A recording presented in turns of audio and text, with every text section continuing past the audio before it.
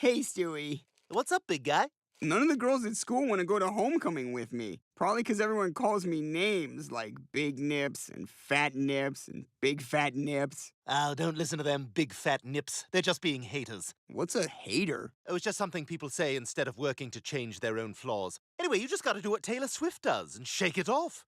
Who's Taylor Swift? More than a singer, Chris. She's the queen! A goddess! A gazelle in a high-waisted swimsuit! Sorry, if you're neither insane, nor clowns, nor a posse, I'm not interested. I have an idea. You should ask Taylor Swift to the homecoming dance. What? Why would she go to a dance with me? I'm telling you, this is exactly the kind of thing she would do. She's such a sweetheart. Oh, I'm going limp. You and I will just make a video about how sad you are and put it online. She's very interactive with all her fans. I guess it's worth a shot. Of course it is. If she says yes, you'll surprise everyone, just like you did on New Year's Eve. If this is going to work, we need to show Taylor that you're a real fan. So mention her cats, Meredith and Olivia. They're named after Meredith Grey of Grey's Anatomy and Olivia Benson from Law & Order SVU. This is stupid. This is not stupid! People who are dead. Yeah, whatever. Are you and Brian a couple? What? No, kinda. No, look, let me just help you make this video. Why, did he say something? Hi, I'd like to be an Uber driver. Okay, sure. Welcome aboard. Don't I need to fill out a form? Oh, right. Yeah, of course. Name, Peter Griffin. Criminal history. Car. Oh, and I know you didn't ask, but I am quick to anger. Okay, great. Now get out there and try to kiss as many ladies as you can. The record is 60 in a month. You, sir, are officially an Uber driver.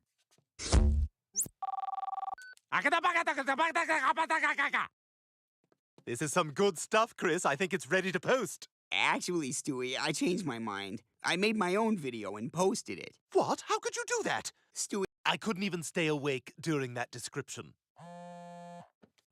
hey, she already posted a response. What?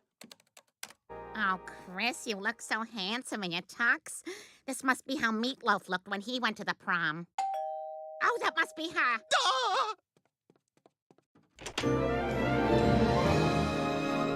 Hi, you must be Chris. I'm Taylor. What's up? Hi, Peter Griffin, leering dad. A quick question. In Shake It Off, you invite us to get down to, quote, this sick beat. Yet the beat you then provide is rather mild. My question is this. May I lick your legs? Hi, Taylor. Stewie Griffin. I'm your biggest fan. I don't mean that like a psycho. I'm not a psycho. Oh, you're a cutie. Okay, so let's talk about Harry Styles. Now, you don't have to say anything. I'm just going to slowly pull out this tape measure. Taylor, this is my sister Meg and our dog Brian. Nice to meet you both. We're not all so impressed. I've met Dan Aykroyd. I'm sorry, which cast member of Hee Haw are you? Will you be nice? Okay, well, we should probably go. It was so nice to meet you all except for the girl and the dog. Sorry about my family. Don't apologize. They seem nice. Well, you wouldn't say. We're technically your boss. Oh, please, Morty. You pay as many taxes as you have pubes. Oh, I got pubes, Commander and Queef. You want to count them? Commander and Queef. That's it. Do it. Recognize the rare elements and cesium? We've been preparing for a Rick-level eventuality for some time. You mean you've been ordering other people to prepare for it while you sat on your ass at peace summits? Peace summits are important. Oh, yeah, they work great. We're really drowning in peace. You suck. You suck. Task Force Alpha, prepare to shrink. Is there a Task Force Alpha health plan, by the way? Because if those pills are based on subatomic compression, you could get a more curable cancer just walking through the mushroom clouds. God damn it, I'll do it. Whoa.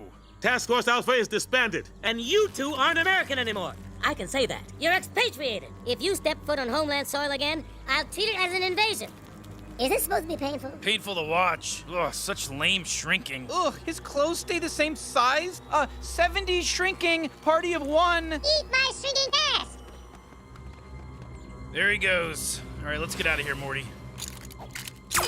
What the hell? I made Sanchezium up, dumbasses. Don't believe everything you read on Wikipedia. Stand down. He's not afraid of pirates. Oh, run, Morty! That part was true!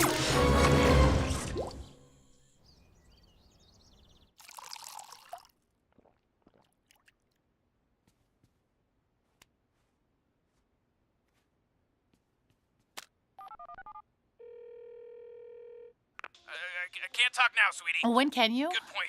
What's up? Remember a little while ago when you said that if I wanted, I could like leave Earth and wander the infinite cosmos to figure out who I am and that nobody would ever know I'd left because you could replace me with a clone? Mm-hmm. Am I the clone? Sorry, what? Am I the clone? Did the real me choose to leave and I only think I chose to stay because that's what I need to think because I'm the replacement, Beth? No. Okay. Wait, and one more thing. If I were a clone, would you tell me? Beth, you know, when smart people get happy, they stop recognizing themselves. And you are very smart because you're very much my daughter. Oh, God, you're right. I'm sorry. Thank you, Dad. All good? Totally. I'm fine now. And just to be sure, you're not pretending to be convinced you're real because you're actually convinced you're a clone, and you're now terrified that becoming self-aware would mean I'd have to terminate you. No. Okay, glad I could help. See you soon.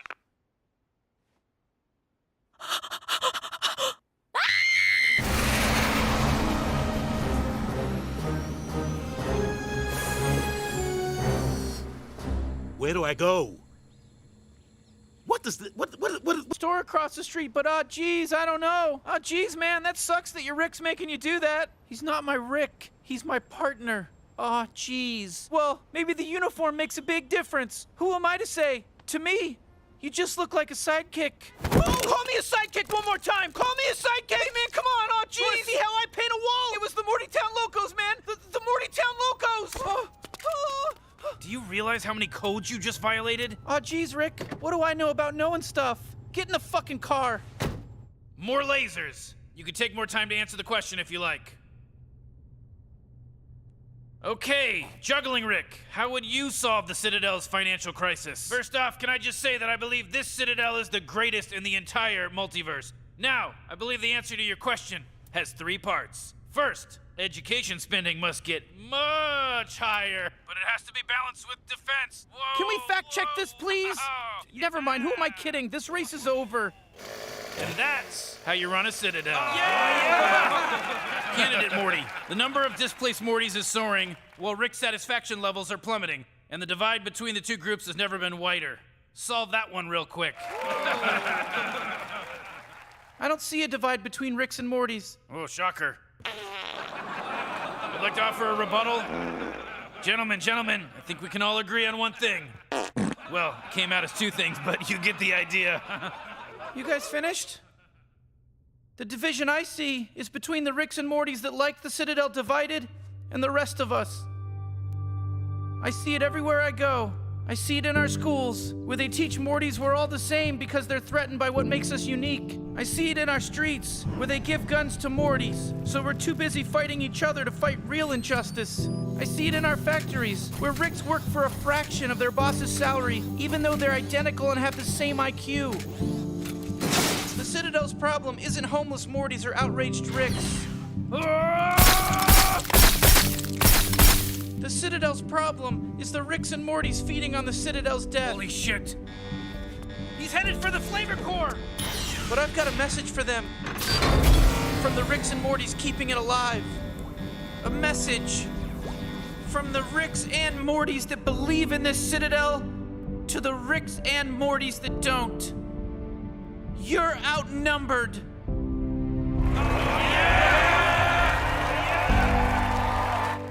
Holy shit. I don't believe it. I can't believe it. I know. Oh, those were not cheap tickets. But, I'm down to clown. Why can you talk again? It's not important, Jerry. Okay, but why Florida? Because they don't ask questions. They play volleyball, they party, and they have fun. Right. You can do this, Jerry. I can do this. I can do this. Oh, yeah. Hey, Jerry, after this game, come to my yacht and bring your cat. You got it, Jake. I gotta admit, you were right. I've got to tell you something, Jerry. This is the happiest I've ever been in my entire life. Oh, gross! You shit in the sand! Someone took a small shit in the sand and buried it with, like, 2 little kicks and just... Oh, God. My soul. Oh, yeah. I'm a dragon. I'm bonding. Oh, yeah. What the? Morty, me, I can explain. Quit, I'm gay, and I love Xander. Stupid phones are destroying us.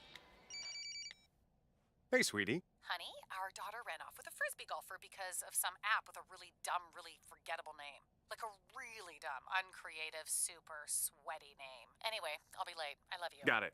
I love you too. Okay, Gluty, take the app down. Can I take it down? I'm just an intern. That's not how apps work. Then make it how it works. This isn't how making things work. Get it off the server. You think we're stupid, but we're not. We know apps have something to do with servers. The server's on the mothership. Where's the mothership? It's coming. Take us to it. No. Yes, shake it more, Morty. That was working. Take us to the mothership.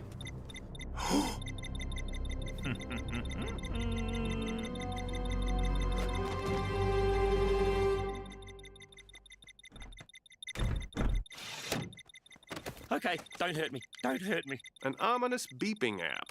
You can't stay mad at a guy with this kind of talent. Dad, you can and you have to.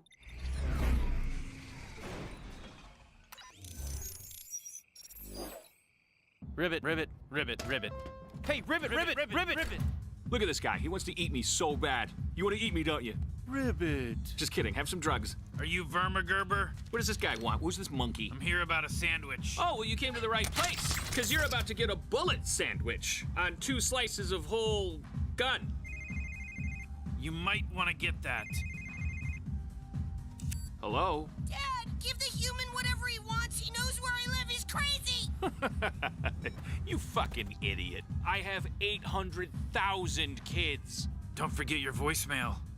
You have 470,000 messages. Oh, that's half of them. Okay, what do you want? What do you want?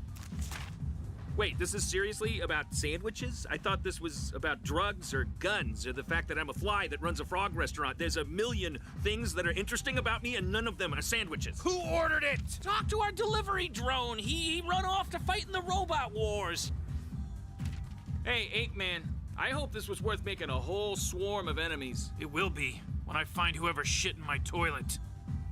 Is that code for something? Someone look that up. If that's drug slang, I need to know it. Mom, you can't stop true love. Oh, yes, I can. You're assaulting me. Keep your voice down. I'm being assaulted. Yeah, okay. Statutory rape. Whoa. My daughter's about to be raped. No, I'm not. I'm being assaulted. Part of you that cares about that is a part you shouldn't give any energy to. That's not an answer. Because I'm not an issue of Cosmo, okay? I'm your mother and a doctor and... I'm hideous. Jeez, what's with her? Teenage girl stuff. Is that a hoof collage? It's perfectly legal if that's what you're wondering. Coolsies. We just don't have anything in common anymore, Summer. Oh yeah, Ethan? What do you have in common with Trisha Lang? A mutual love of French cinema? The belief that a carbon tax is the only viable solution to climate change? Or could it be her massive stripper titties? There it is. Boobia. And that's when Malachi the Squid King rips off his face, and beneath it is my face. I liked it. Thank you, sir. Yeah, of course he likes it. Look at him. Motherfucker got 2 heads and 3 trunks. All right, we'll put a pin in it. I'm gonna go take a leak.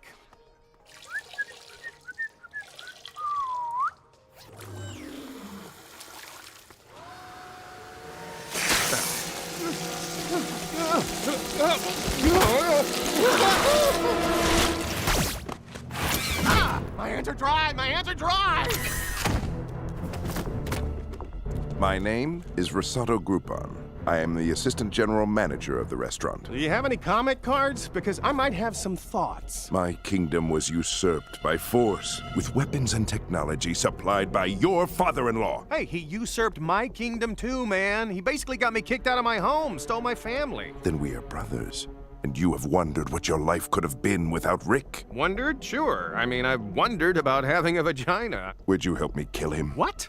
No, he's my wife's father. Move on. Do you like theme park rides? Well, you really moved on. There is a popular attraction here called the Whirly-Durly. Between the first whirly and the third durly, the ride dips just outside the immortality field. You're asking me to lure Rick to his death? I'm only asking you to go on a ride with Rick, get off the ride without Rick, and go home to your family, where you can wonder about having a vagina. Okay. That was a very specific example pulled from thin air. I don't want to be known as the vagina guy. Risotto, you needed. Someone ordered the Nuzzy Guzzy Fresh and Fuzzy Special. Look, I'm not like Rick, so you're free to do as you please. But there comes a time in every man's life when he must choose the foundation on which his legacy will be built. One of compromise, or one of blood. I don't know. It's got such a casual name. If you want to lecture anyone about commitment, start with your mom. Oh my God. Dad, is that what this is about? Are you rushing into a new thing to get back at Mom? Every weekend, you two have told me to move on. Move on, like, out of bed. Like, stop using paper towels for toilet paper, not move on into a sloppy rebound. Dad, you need to slow down. Rethink this soul bond. Why don't you just say what you really mean? You think it's cool that having sex with her gives me telekinesis, and you recognize she's got a hot bod like Chitara in Thundercats, but you're grossed out by her avocado-shaped head and blue skin, and you think I want to put a bag and a wig on her head. After all the time and energy I spent teaching you two about race, you ended up racist. Soon your world will be rid of Varex. Tomorrow, we celebrate. We could take the kids to the water park. We celebrate with a hunt. Ooh, you kids want to hunt? Yes. I'll kneel for King Tommy! I'm not kneeling, suck my dick. Well, hello, all. I am the King of Fruipyland, but I go by another name, too. We know. It's Tommy. We know. We know. I have lived here since I was a mere child. We know. Got it. I suppose you're wondering, how do I sustain myself? Oh, boy. No, we aren't. I always find the theater is the best way to clarify things. Seriously? Oh my God. Players, go! I am little Tommy. I am Tiny Beth. Oh, come on. Come with me to my magic world. Don't do it. This is my secret Fruipyland, where I have no rules. I am excited. I am jealous of Tommy's friends and his Nintendo, and his dad who likes him. I take it Tommy wasn't class playwright? Do you want to see the honey swamp? Yes, let's do it. Well, I want to see you dead. Ow, help! I'm stuck. I'm covered in honey. Huh, well, that's interesting. Fake news. Many nights have passed, trapped in this strange land. I am hungry, and all I could do to pass the time is hump. I will hump this rock. I will hump this tree. I will hunt this beast of the land and put my seed in it. I am the first of Tommy's children. Eat of my flesh so you may survive. And so I did. Oh, wow. Okay. Yeah. Certified fresh. Good job. Perhaps a... Toxins. We're not in hell, Morty. We're in the detoxifier. The machine didn't blow up. It worked normally. It removed our toxins. We're the toxins. Are you listening, you stupid little garbage person? We're what got removed! I hope you both found that detox sufficiently relaxing. Hey, man, listen. Those comments I made about your throat... It's all good. It's nice of you to let me off the hook. It's still unacceptable behavior, and I do regret it. Believe me, man, I've been working here a long time. I get it. Hey, you mind if I put on some music? Not at all.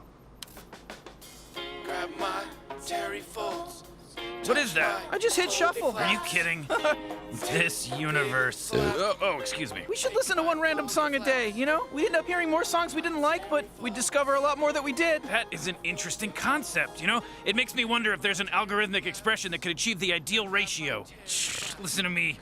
Trying to calculate happiness over here. Ooh, if anyone could, Rick. Hey, here's something no science could measure. I'm real proud to be your grandpa, Morty. Thanks, Rick. I love you.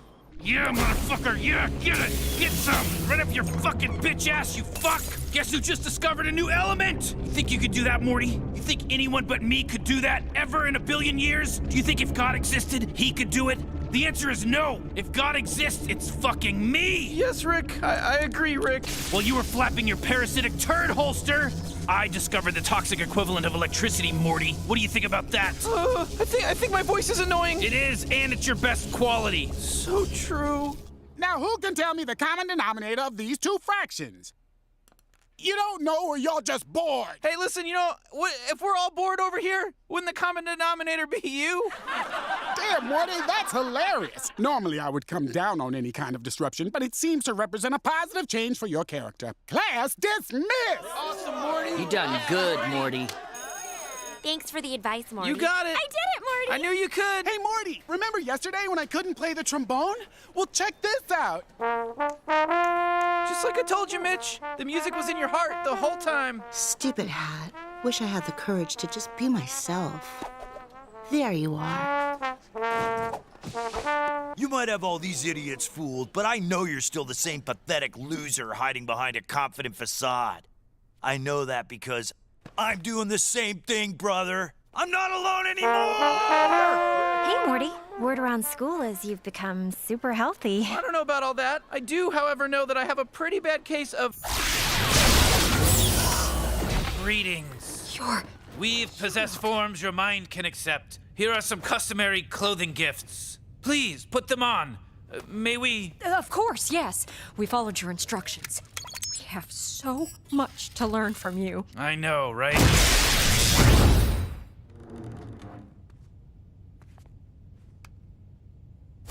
Hey, how come I was able to see those other people's memories? I wouldn't have been around for that. Yeah, sometimes I gotta do a little editing, Morty. You know, it helps the mind blowers play a little bit better upon revisiting. I call this one the whole enchilada.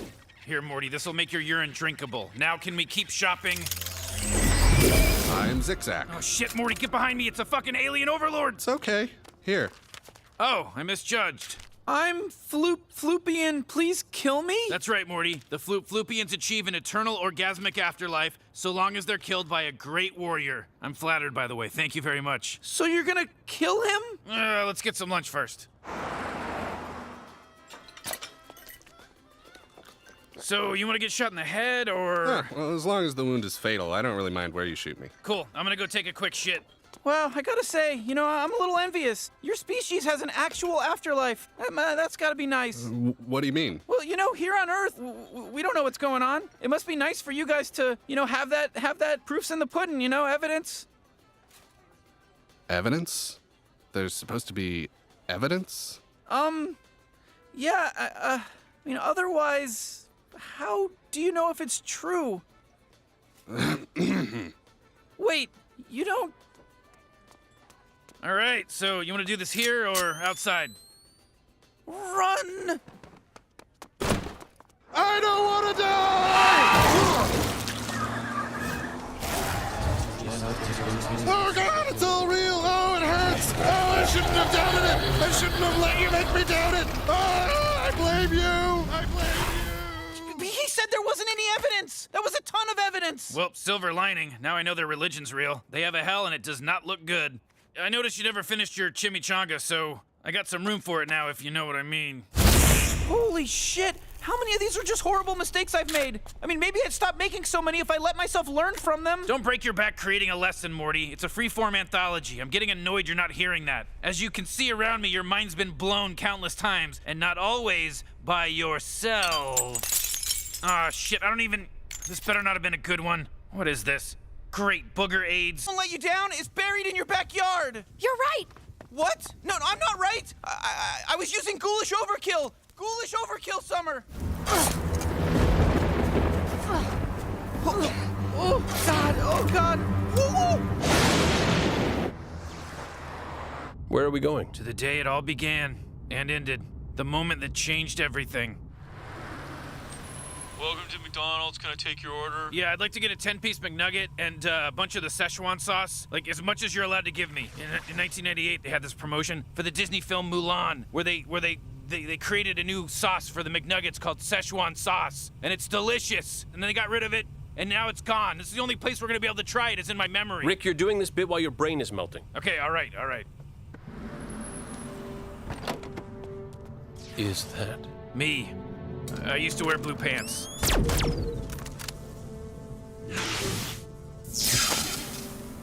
When'd you make the leap to interdimensional travel? I didn't. I did. Well, well, well. If it isn't us. You know the worst part about inventing teleportation? Suddenly you're able to travel the whole galaxy, and the first thing you learn is you're the last guy to invent teleportation. Fortunately, you're about to invent something much more powerful. What?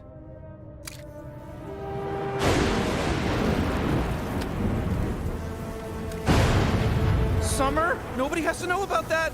We can put it right back and pretend we never saw it, like we did with Dad's mannequin leg. Fine, stay here. I'll rescue Grandpa myself. And how are you gonna do that? I don't know yet. I'll make it up as I go. That's what Grandpa Rick does. That's what heroes do. You wanna see what a hero Rick is? I'll bring you somewhere, Summer. My goodness, children.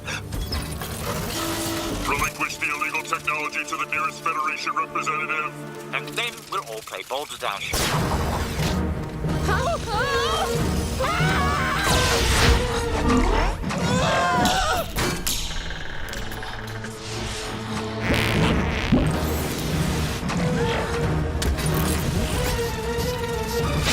Oh my goodness.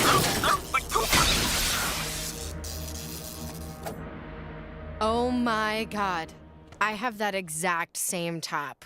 What is this place? And what's with Hunger Games Summer? That's my sister. This used to be my home. Imagine doing anything you want, then hopping to a timeline where you never did it. Imagine going anywhere, anytime with nobody able to stop you. Sounds lonely. Lonely? Dude, you have yourself. Your infinite selves. It's a non-stop party where all the guests are the only person we like. You think it's cool, B? If you must know, the syringe is completely unrelated to this discussion and therefore does not warrant further explanation. Enough. Kids, it's time to go. We don't want to be late. What are you doing there, Beth? What are you doing there, sweetie? Well, I mean, you don't want to get pierced by a needle full of liquid unrelated to your situation. How's that going to help? Can't argue with that. Great. We'll see you later. Hey, be careful with that. It's for something else. It's really important, so don't break it. Okay, I may have fucked up here. Oh,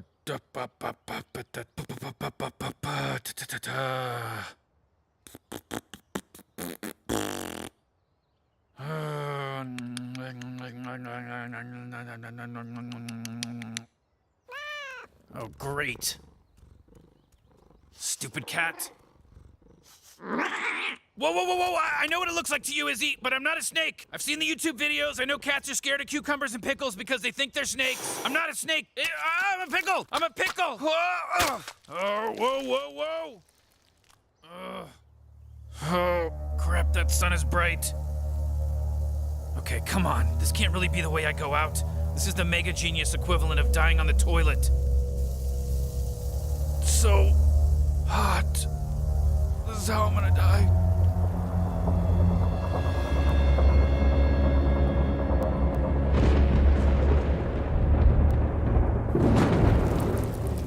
Oh God, moisture.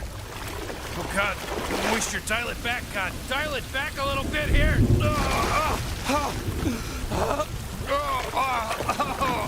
Oh God, perpendicular, perpendicular. Oh shit.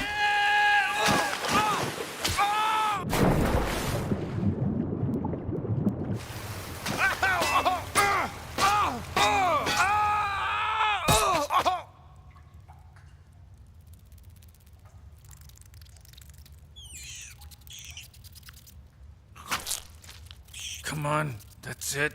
Come get this delicious brine. Come on! Come on, motherfucker! Come on!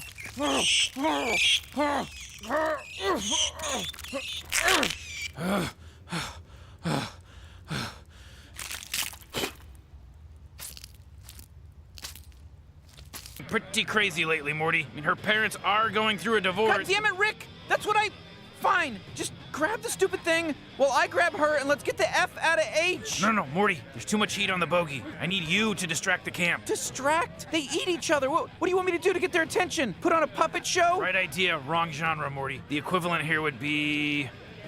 Hey, you guys ever use that Thunderdome, or do you just put it up for decoration? You mean the Blood Dome? Save it for the Semantics Dome, E.B. White. Ooh, burn. The important question is, who wants to take a poke at my man Spine Eater here? I guess I'll see your asses in that dome! Rick, what the hell, man? What are you, out of your mind? Morty, relax. You're gonna be a ringer. Come here. This device extracts and redistributes muscle memory. I'm giving your body a 10-year course in wasteland combat, one limb at a time. Ow! I'm working with a mixed bag here, so you may not have perfect coordination, Morty. Oh, hey! I didn't do that! Okay, this is exciting. We're making some discoveries about muscle memory. Ooh! Help! Help! Sweet, man! And so it begins, my pretties! Oh, stop! Stop! This is horrible! Just stick and move! Morty, wear him out! How come you guys dress like you're in a theme park stunt show, but these guys wear khakis and hockey jerseys? After the boom boom, some adapted to the new truth, and some chose to huddle near the boomy holes, clinging to the lie of the before 4 times.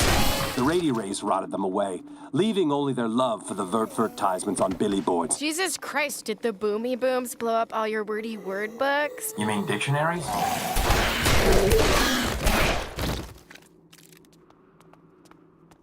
I think I was a child before the boom booms. I think I looked like this. Wanna piss on him? Get out of my head. Woo! Unbelievable! A new champ! Okay, no more!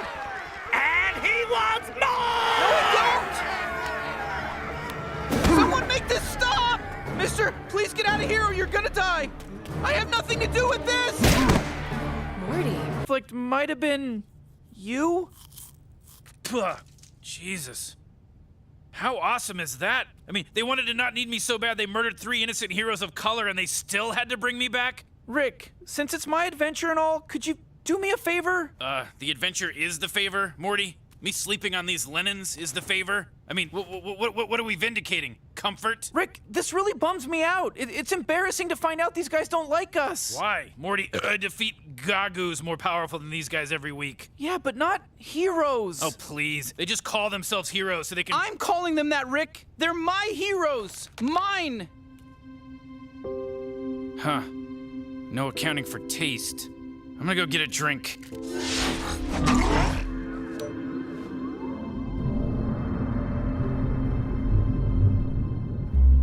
Good morning, Vindicators. Ship has arrived at Tyrannia's system.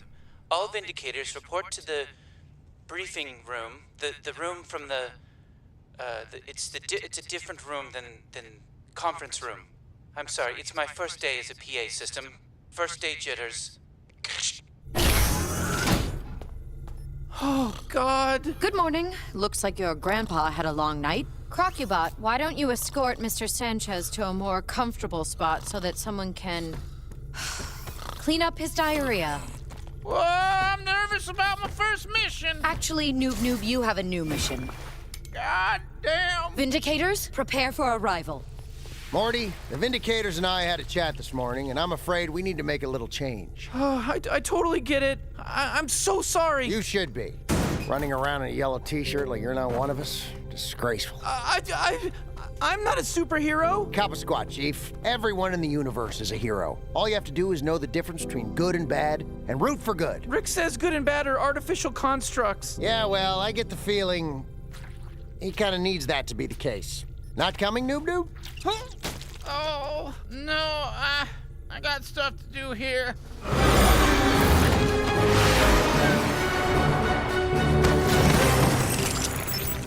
Security drones inbound. Star Mother, grant me your wrath. All aboard!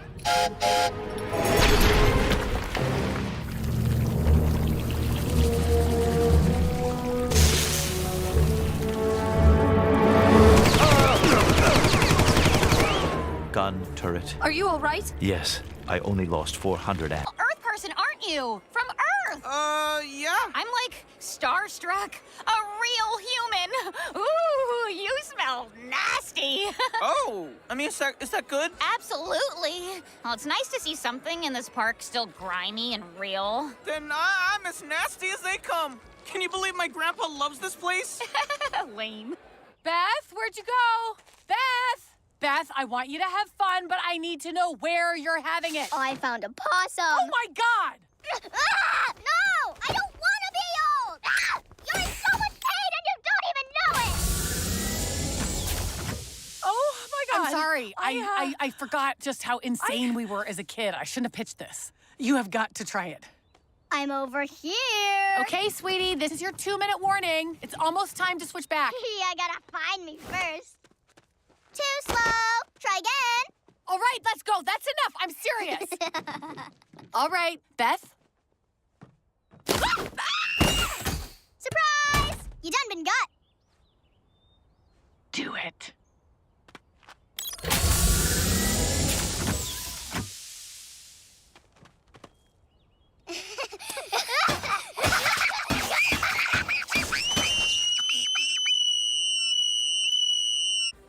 Oh, that bathroom was a ride, too? I had my pants down and everything. I really do need to go. Just go in a bush. I swear it used to be funnier than this.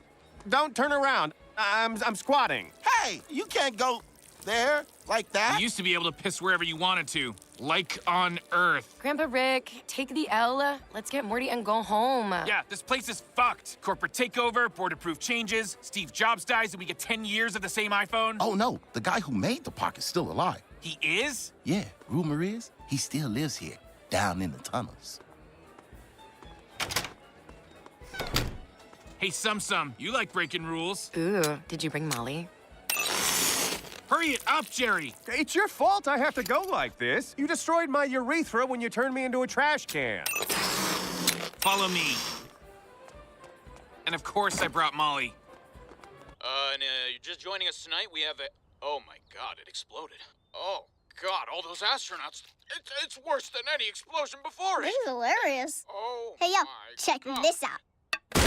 Awesome. No adult is getting inside. Also, don't sit on that chair. The cushion is knives. Somebody's got to sit on it. Jean should sit on it.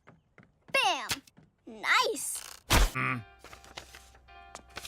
Widgets, Gidgets, fertilizer.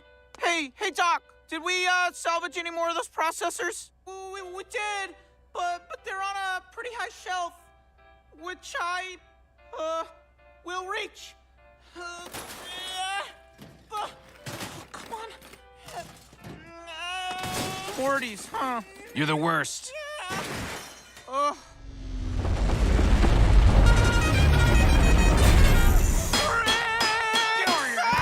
Got one! It's the jackpot, boys! Time to round up some stuff!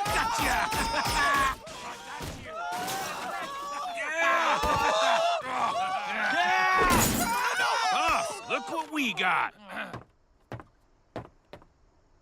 Are you one of us? Did we have an overalls guy?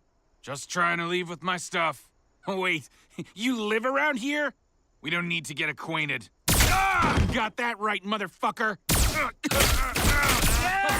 got no toes!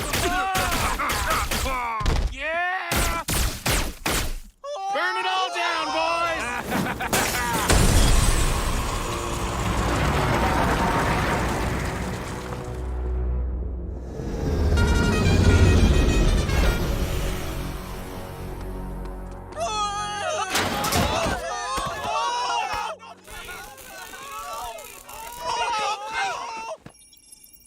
You cracked that gene lock yet?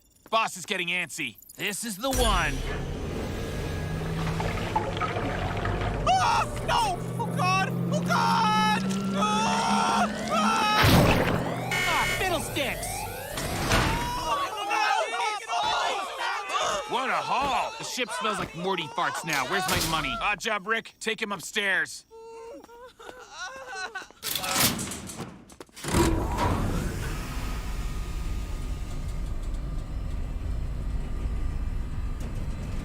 You like football? What? Just making small talk. Long elevator.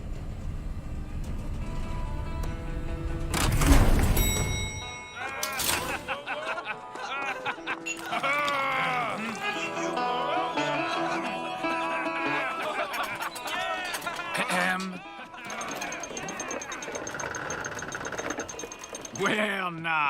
My associates here tell me you rustled up quite the score. Odd job. You're a normal job, please.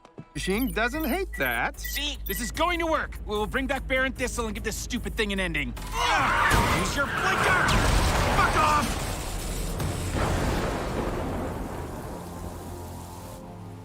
Okay, all we need now is a little lightning.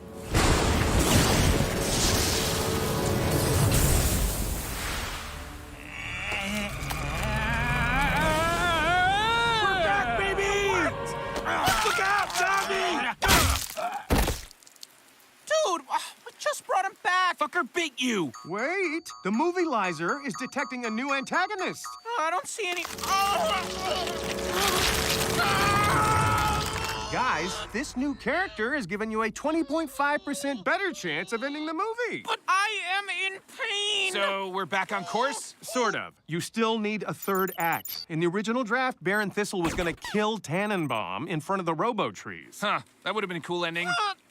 Maybe Son of Thistle could finish what his father started? You do kind of look like him. You want me to kill Tannenbaum? Whatever works. Okay, I'll break Tannenbaum out of jail, reunite him with the robo-trees, and then Morty will kill him. Does the machine recognize that as an ending? Hold on.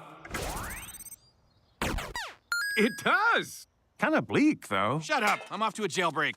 What the hell am I supposed to do? You're the new bad guy. Hook up with the henchweeds and give the robo-trees something to stop. Something to stop? What's that mean? See you in the third act! Extra creatine, please. Yo, James Gunn. Oh, hi, Zack Snyder. Just saw your new cut of Superman, and word of advice, he's the man of steel, not the man of conversation. Okay. Do more shots of him punching, and here is a secret move. Start the punch at regular speed, and then you're gonna ramp it down. It's not a fucking secret! I'm sorry, Zack Snyder. I shouldn't be lashing out at you. Your biceps are the size of my head. Yes, but so is my heart. What's going on with you? Some fan of the Velocitree franchise got onto the lot today. He used a portal and he just... Zach, we're not losing touch with the audience, are we? I mean, I gave notes on the goddamn Count Chocula movie this morning. Was the portal green? That's Rick Sanchez, Gunner. That's the guy that sealed Nolan in the giant bookcase to quote-unquote punish him for Interstellar. He doesn't represent real fans. He's just the smartest man in the universe. Don't sweat it. He can't do what we do. Probably. Gonna go crush some weights. One day you're gonna wish you hit the gym like I do, James Gunn. See, son, we're very, very rich. Wow, okay, yeah. Let's constellatio this up. I'm in. Oh, that's the spirit. Come on, son. Let's get you a big lollipop and dress you like a little sailor. Oh, how much shit is there? They've only been awake for 5 hours. Grub time, Chichaco. Hurry, we only got 8 minutes. Great. Man, cryo sleep, huh? Guess I forgot how bad the food was. Yeah, wish I could forget. Tastes like lumpy piss. Ah! Which I love. Love piss. Look at me eat it up. This gruel, it's got energy, lumps, all the things a makey needs. Why do we call ourselves that again? Wow, cryo really took it out of you, huh? They gave us that term, because we make it all possible. If we're makeys, maybe that makes them takeys. Did you not just get Compilation? Oh, yeah, you learned to take the pain. Whoa. Badass. Chichaco's hardcore. Rick, well, where the hell have you been? Morty, great news. It's all going as planned. We didn't have a plan. We do now. These people, Morty, they're golden retrievers. No natural predators, totally softened by generational wealth. Tomorrow, they're throwing me some kind of becoming a man thing and just giving me the hypercoal. Who cares? Get me out of here. I'm literally scooping shit by hand. Good. You made your bed. Lay in it. Give me the car keys. No, we're not leaving. Yes, we are, you greedy shit. Damn! Chichaco's giving that old rich kid a piece of his mind. Give them to me, you takey scum. Hey, leave our son alone. Your son sucks. Chichaco, are you crazy? Get back here. We'll be speaking to your manager. No, it's fine. Just jealous poor people. Ungrateful monsters. Impatient, too. Holy shit, are you crazy? We're all gonna get it now. What the hell got into you, Chichaco? He's an asshole. Okay, seriously, how are you not getting zapped? Ow, hey! Something's up with his chip. He don't got one. No chip? I they took it out! They said taking the chips out would kill us. Chachaco is living proof it won't. Wait, stop! Chachaco killed Tibbs. Should we tell someone? Listen, I'm not who you... Chachaco, you're an idiot. And a goddamn hero!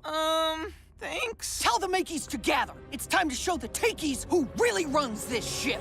And after you finish sipping from the final chalice, the sacred light will shine down upon you. You've grown so much. We are so proud of you. Jimmy, I used... Or anything. We come from a planet where, to us, when you guys kill yourselves, you turn into what my planet considers food.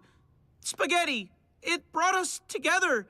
Lawrence brought us together. It just felt wrong not having anyone know that. But he was delicious. I hope that helps make it right. That should do it, buddy. Everybody enjoy your closure. So we were eating people. I'm afraid so. They were so spaghetti-esque. Yes, they were. It's going to be hard to... Hard to put out of your mind, yes. Which is why I thought it best to keep you all in the dark. So Morty ruined Spaghetti Night. Correct. Summer, it was people. It was people, Summer, which is disgusting and not cool to lie about. Correct. But it should also be noted to Morty that it's not cool to tattle. Dad! They were delicious! So keep eating them! We can't now! Because of you! Sorry. Morty, that was terrible parenting. You did the quote-unquote right thing. We are technically very happy to be better informed. First octopus, now this. Have we thought about just giving up and joining the fascist half of the country? No! Just saying, they get to do more! Well, I guess I'll go to my room, since everyone hates me now. Oh, sorry. Good night, Morty. Good night, Morty. Good night, Morty. Hey, big boy. Are you depressed? Oh, Mama likes depression. Oopsie, I spilled my milk. Now we're both sad. I'm a bad family therapist farm girl.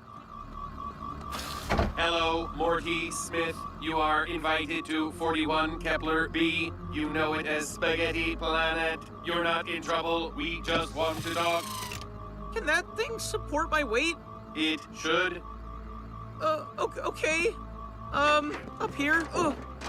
Jeez. Ever heard of a ramp? This is a ramp. Uh-huh. Hi, Morty. I'm the president of this planet. I saw the video of you at that funeral. I'm sorry. Don't be. It was quite the revelation. Would you mind showing us? This is the spaghetti of a person that took their own life. They did consent to be eaten. Okay. Oh. Wow, yeah, amazing as always, not gonna lie. And would you consider yourself a typical Earthian? Well, on Earth, it's considered inferior to be typical, so we're all very special. Oh, I knew I was right. Not even close. I just didn't want to see someone get bullied into going to a zoo. You may be the single dumbest human I've ever met, Jerry, but you still have a right to take whatever you want seriously. Thank you. But if that thing says I'm not going to do it with my mom, I can go to the zoo. Jerry, this thing measures aberrations and probability waves. I didn't even bother to turn it on because if I did... Huh. What? Nothing. Don't get weird on me. But since we're free for the afternoon, you mind doing a quick activity? We're gonna disprove this with efficient brute force. These are 2 shoe boxes. Both are empty, but I wrote your mother's name on the inside of one. What? God, no. If you think for a second I'm going to put my... Good. I didn't want to do this anyway.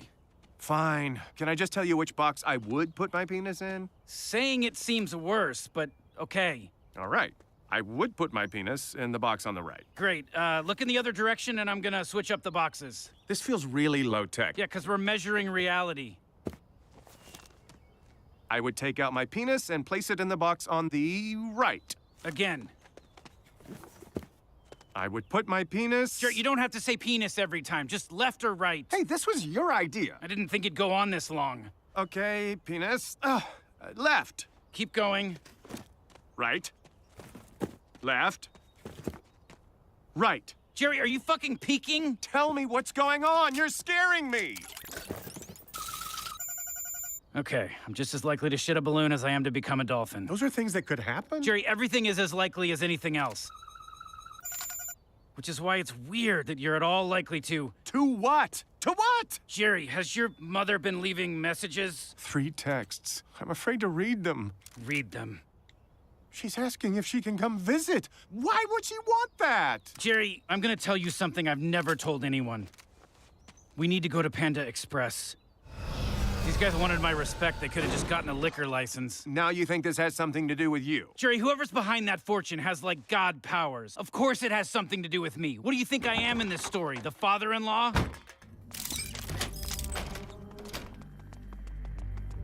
You guys wanted my attention? Okay, well, now I'm getting mixed signals. Ah! Stay here, Jerry. It's time to kick ass. Gonna need a soundtrack. Ship, favorites playlist, track 1. All right, fine, no wrong answers.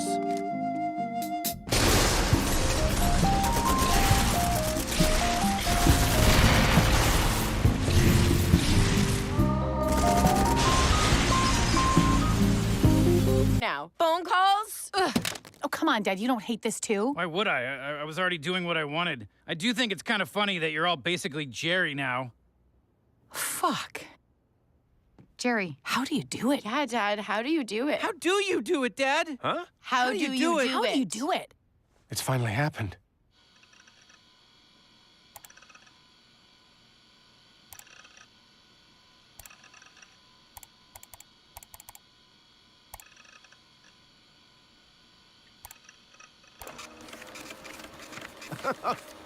All right.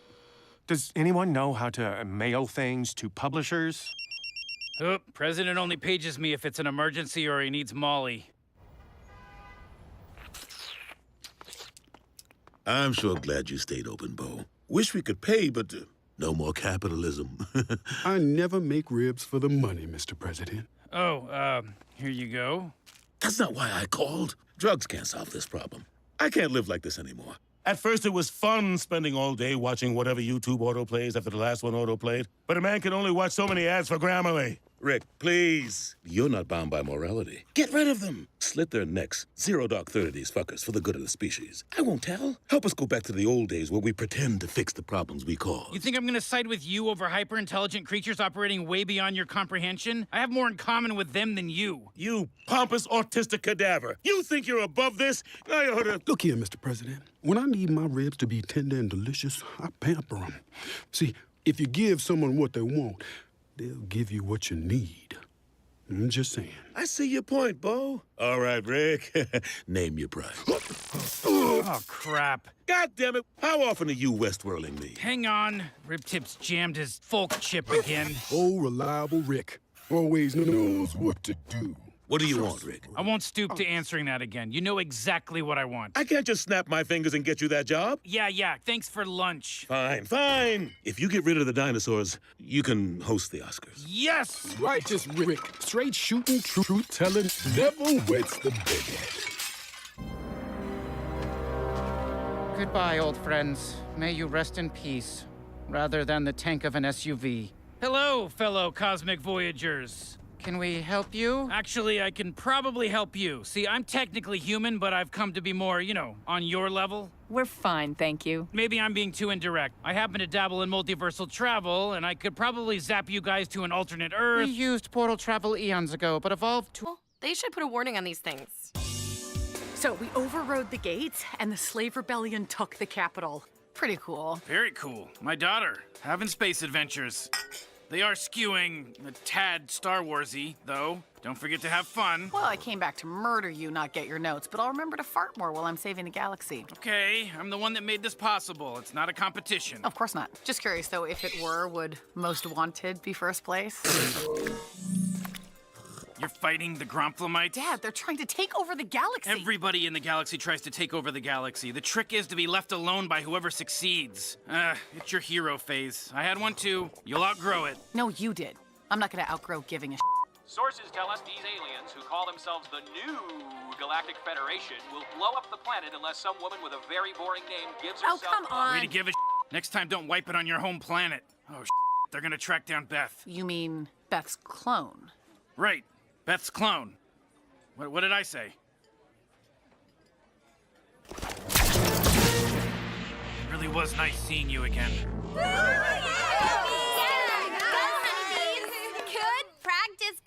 And remember, we are in a drought, so be sure to shower as one big group at the exact same time. Shower fire! Shower's on fire! Step aside, girls! I got this!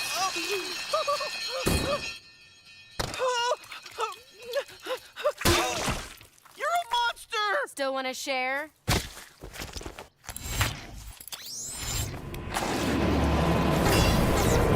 Morty Smith, hands up. You are under arrest for crimes against the new, improved Galactic Federation. Wait, what? How are you doing that? You're not psychic, are you? Do you have psychic powers? Yes. Are they strong powers? We're just looking for your mother. You can't, like, stop our hearts, can you? I can. Okay, we surrender. Jerry, do you agree that the use of puppets makes you seem dumb and crazy? I don't think crazy is a responsible word to use. It is now. This is crazy. You're being crazy. They do it in therapy on TV. What TV gives British people prizes for baking, Jerry?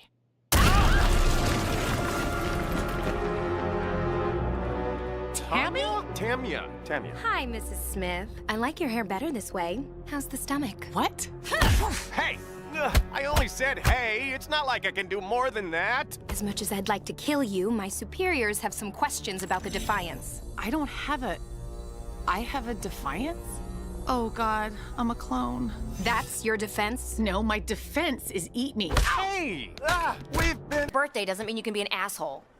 You okay, Dad? Is this real? I doubt it. But you get what you get when you eat dinner in an arcade. I mean, are you real? Is life real? Okay, I'm calling the nurse because you are not doing this tonight. You're goddamn right I'm not, You because... are not doing this tonight! This isn't real life! Dad? Honey, Oh my God, sweetie, what's happening? Give me your tickets. I need tickets. Everyone, give me tickets!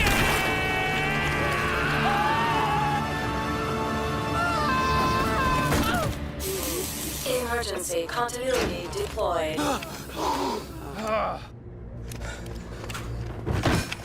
This could come in handy. Can't we just write out the... You had rather die. Train cops, hands in the air. Tee up a story about Rick Sanchez. He is Rick! Jesus Christ, is that the tickets, please, guy? Well, just the stub. Too soon! Too soon! Don't move! Too soon! So, what did the train cops do wrong? Shot people? Shot passengers. Wrong. The passengers tampered with the anthology structure. Lethal response was permitted, but not with him holding that tank. Let's take a look at what they should have done. Train cops, hands in the air. Drop the tank! Drop it! Drop the tank! Sorry to nitpick, sir, but if there was a continuity explosion, isn't there always one? And doesn't that mean those two could be anywhere? What? No, you idiot. It's just a training video. That didn't actually happen. That's what you think. Hey, how'd you get here? Yeah, like we're the ones that popped up out of nowhere. These guys. Hey, what the hell? Your leg is healed. Yeah, it's a real free-for-all. Here we go. Of course, this thing is just a circle. You'd think it was so goddamn complicated. Okay, here's where the stupid vignettes were. God, imagine if that had been the whole thing. So now we're here, and the engine must be here. I'll have to rig us a couple of spacesuits that start failing around here so we can pay a heavy price for re-entering at this threshold. We have to leave the train? We don't have to do anything, Morty. This is just a structural guide. We're obviously gonna impart our own style. I don't like how meta this is getting, Rick. Shut up, Morty. You're 14. You watch videos of people on YouTube reacting to YouTube. I'll be the judge of when we get too meta. Holy How is he still breathing? He's suspended in disbelief, slowly dying while living out an alternative non-diegetic reality. Jeez, what a horrible way to die. You don't know the half of it. You're on Fuego with the guy torn in half, bitch, That one was Rick. organic, though. It's because you're naturally funny. You know, that's good old-fashioned fun right there, you know? We don't need to overthink shit, okay? Okay, buddy. Nice and grounded, fully immersive from here on out. Right after this. What's happening? Going into an act break. Not quite a bird. Not quite a person. Maybe what matters is to love you. You're mocking others because I'm not lame. We know. Rick says you're very cool. You said that? Are they lying? It doesn't matter. Have fun sucking. What is that? Essence of Hell. Well, that's a stupid name, but it's really good. So I'll stay to support Jerry, who I think is cooler than you. God damn.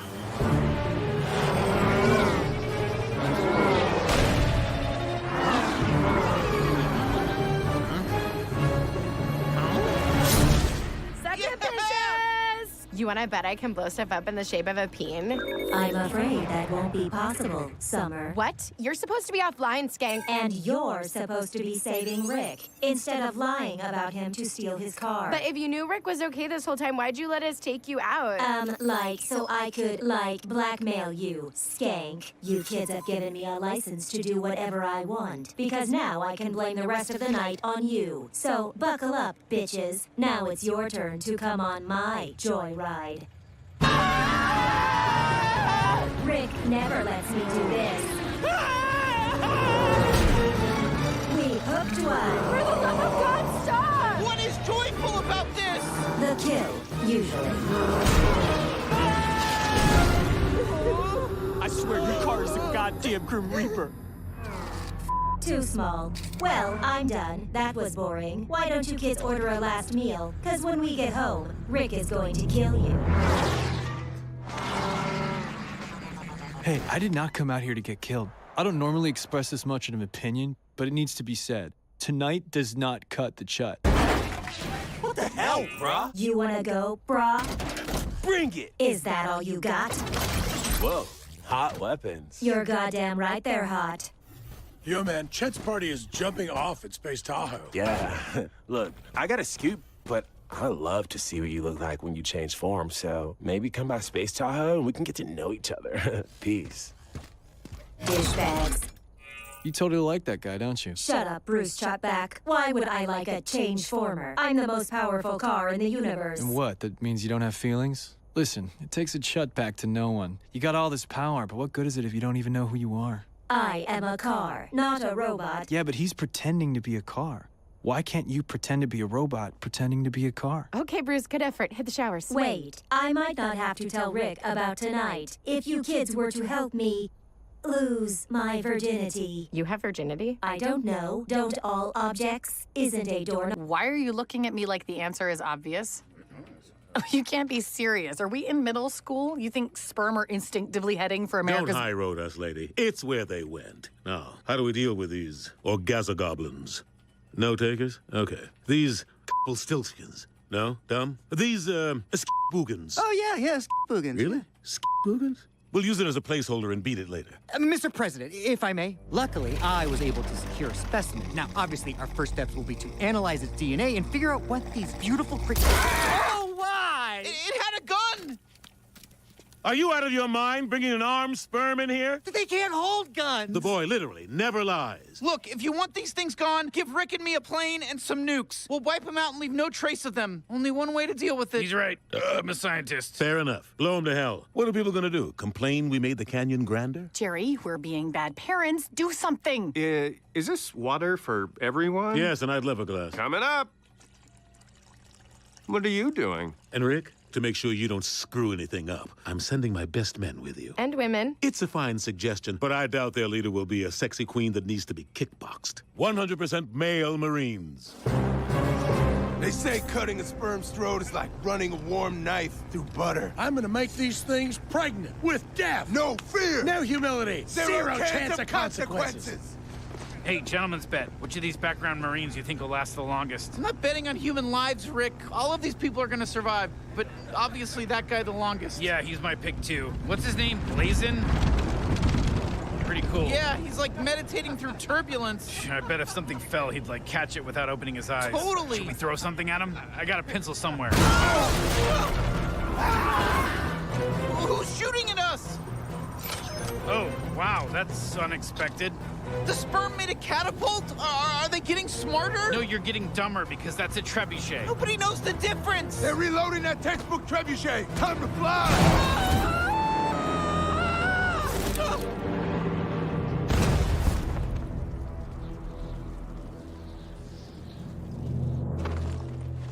We gotta keep moving. So cool. Not even a scratch. Okay, girls, and I mean that derogatorily. We just took a fat L, and what we need is a fat P. A plan. I take the lead here. You two watch the flanks. Blazin, bring up the... Hey, please, one person draws the plans. No! First! I'm sorry, well, what the hell are we calling them? Ah! Fine, I'm dying, so I get to pick the name. Krispy Kremes with a...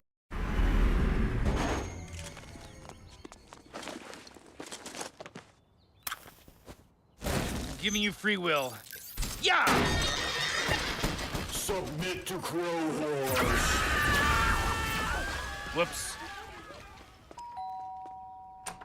Rick? Wubba-lubba-dub-dub, I'm back, pal. Morty, who's at the door? Wait a minute, I thought you died gruesomely. What the hell's going on here? See, the thing is, Can you please make Morty 14 again, Dad? This is ridiculous. Okay, look, I may have used an aging serum to kind of emotionally blackmail you a little. Kind of figured, and I totally get it, Morty. I'm done with the two crows. Like, they were super clingy, and I'm ready to make this work. Let's just hit the reset button. Well, no, honey, not a reset, okay? Tell your grandpa that you're worthy of his respect, and you want to be treated differently from now on. I refuse to do that. I'm desperate to get back together. Just like his old man. Don't worry, honey. That's just Morty's middle age talking. He'll be less codependent once we get more of his life in front of him again. I'd like him to stay 40 so he can keep buying my friends Molly.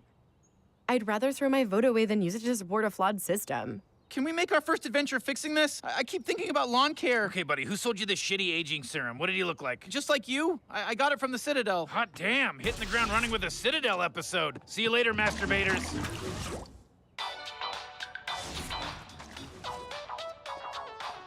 Hi, I'm Citadel's new mascot, Andy, because this place wouldn't be home without Rick's Andy Morty's. Ooh, what happened to this place? There's a Morty president now. Oh, that's cute. They rebuilt. They made it nicer. They made it Glendale. God damn, you are cantankerous. Even pooping hurts now. Yeah, well, this place is gonna fix you right up. Okay, so we've got a standard Morty that's been aged to 40. Can you reverse it? Well, if you look at it like a bone, what we can do is break his age in 2 places, remove the middle, and graft its ends back together. That sounds really violent. It's not a literal bone, Morty. Oh, okay.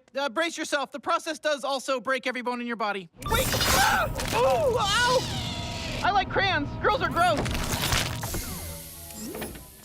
I think I feel like myself again. Yeah, you look a little weird. Your skin's all pink like a baby mouse. Is that normal? Probably. Sign here for storage or disposal of the 26 years we removed. Wait, what? I ain't paying to store 26 years. Well, then you're taking it with you. I'm almost ready to sell out. All right, what's disposal cost? So something unfair is happening. There's no escape. No escape. Let me help you. This is not a good look. Oh, boy. Hey, they shot me! You are seriously hurting the Citadel experience! Listen to me! Drop the gun! Death is coming for us all, and the Citadel is a weapon of mass destruction! Woof, you're about to get suspended with pay for not helping or an asshole for helping. My daughter just got spoken of in porno terms, and I'll respond how I choose. Wait, Dad, don't! Hey. You want a piece of piss? If that's your stupid, rude way of saying I have to fight you, I will. Take your shot, pussy. Don't talk to me that way. Go away! Make me. Go away! Ow! Careful, honey!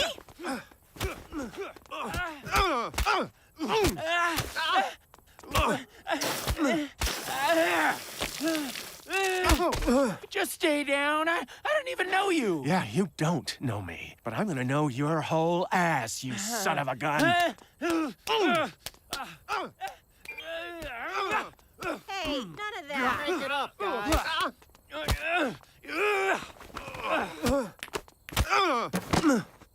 Come on, you dirty motherfucker.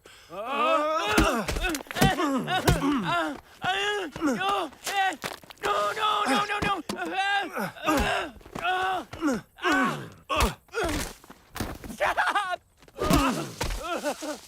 Uncle, mercy! Stop! I give up! Apologize to my daughter. For what? You know for what. Oh, sorry. Sorry I sexualized you. It came out wrong. That's my dad. That's my fucking dad. Honey, I'm so proud of you. Ow! Oh, sorry. Thank you, Rick. Damn, hashtag Flamingo Dad is everywhere. BuzzFeed made an odd-numbered list of other people's observations about you, and you're getting a lot of hand clap emojis on white Twitter's impression of black Twitter. Jezebel's offering a cash reward for evidence that you're a bad person. That is their highest honor. So this is what it's like to trend. Feels good. Feels right. Just keep in mind now, a bunch more assholes are gonna know they can get a rise out of you. Boo. Rick, let a dog have one day? I'm letting. Whoa, are those orbs? This is what I'm talking about. Some asshole saw that fight, and believe it or not, they were jealous of Pissmaster.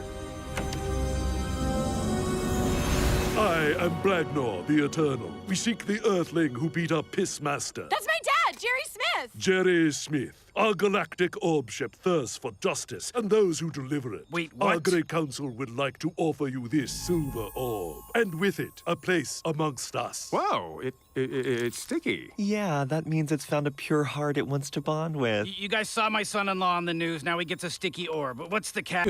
Looks like Storylord's story is about to become based on real events. What do you want with that? I want what any character wants. Motivation. What? That's dumb. So lazy! Forward your notes to my ass. Wait, what? He just laughed. Kind of makes you want to be our unlikely ally, huh? Oh, I guess not. Previously on Jesus Christ. Hey, I'm Jesus. I'm Mary. That's my mom's name. Stop. Dude, she's a hooker. She's a better disciple than you. Oh no. I can't die. I have a proposition for you. I work alone. If I suck your blood, I'll be invincible, I think. You'll never know. Billionaire immortal entrepreneur Jesus Christ has placed all his money into what he's calling a second chance at love. Hang on, Mary! It's Dana! So beautiful! Make me normal, witch. Take it all! Eat your pudding, Mr. Christ. What are you smiling at? Your name. What's happening, Rick? Leon's venom makes you think more and more of your life is behind you as he feeds on your released potential. Leon, you saved our lives. Oh, not yet he hasn't. Jeez, Rick, so mean. He's meta, Morty. His life doesn't matter. Yours does. That's why we need to get back. Well, this doesn't feel like a citadel. Maybe it's cooler on the inside. What? This isn't what it looks like. This is a very special diet for successful writers. Why do you look like my character? I am your character, and you are going to improve me. But you're Storylord. You're great. Great isn't good enough. I've killed Rick and made myself real. I'm better than some shitty toy train. Is this your office or your apartment? Why does it smell like you sleep here? You're my creator. Why are you pathetic? Because you failed. And whose fault is that? What the hell happened? You want to know what happened? Like, specifically? Well, the Ricks wanted to do a Canterbury Tales type thing, but none of them have actually read fucking Canterbury Tales. So then they told me to make it like the poker game episode of the Batman cartoon, where the bad guys tell stories about Batman. Then they kept telling me it needed something. Yeah, no shit, it needed something. It needed to never be pitched. I did my job. Goomby, the Ice Queen, the Tickets Please guy, they just bailed on it. The website didn't even fucking work, and it was a shitty URL to begin with. Story dash train? Who uses a dash? They set me up to fail. They fucked me, and you're— Speaking of grown women, maybe it's time for a little upgrade. Oh, come on. Look at who you've become. You don't need some cliche makeover. I meant for both of us. Do you just buy your shirts from Target, or do you also work there? Oh, Beth, I was joking. Part of my management style. But isn't comedy just the revelation of an unacknowledged truth? Think about it. Let's get out of here, girl. You need a blowout. The hell are you doing, Morty? Get your hands off my death race car. The struts were a little off. The struts were a little... Wow, okay. The struts were a little off. Picked up a few skills when I was inside. The Matrix? Matrix Prison. Oh, badass. This is that death race on Vega 5, right? Space and land? Yeah, actually. Toss me a beer. Think we should add a snorkel intake to the engine block. Damn, Morty. Maybe I should leave you in a Matrix more often. Morty, what are you doing? I'm getting Rick's attention. Freeze! Fuck you! None of this is real! Morty, run! Hey, thieves! Never take what's not yours, especially if it's a phone charger! Rick, we're sorry we stole your phone charger. We learned our lesson. Now let us out. If that was gonna work, we would have been ejected by now. You have the right to remain plugged in. Any charger you steal can and will be used against you. Summer, help! Sorry, Morty, but one of us has to find a way out of here. Summer!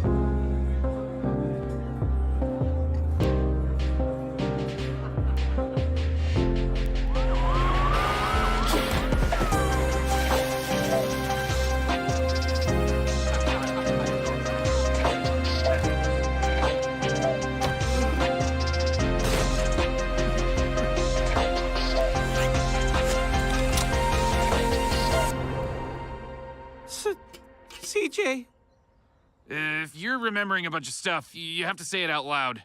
I just missed them. Ugh. You know what, pal? I think that engine snorkel's a good idea. Bottoms up.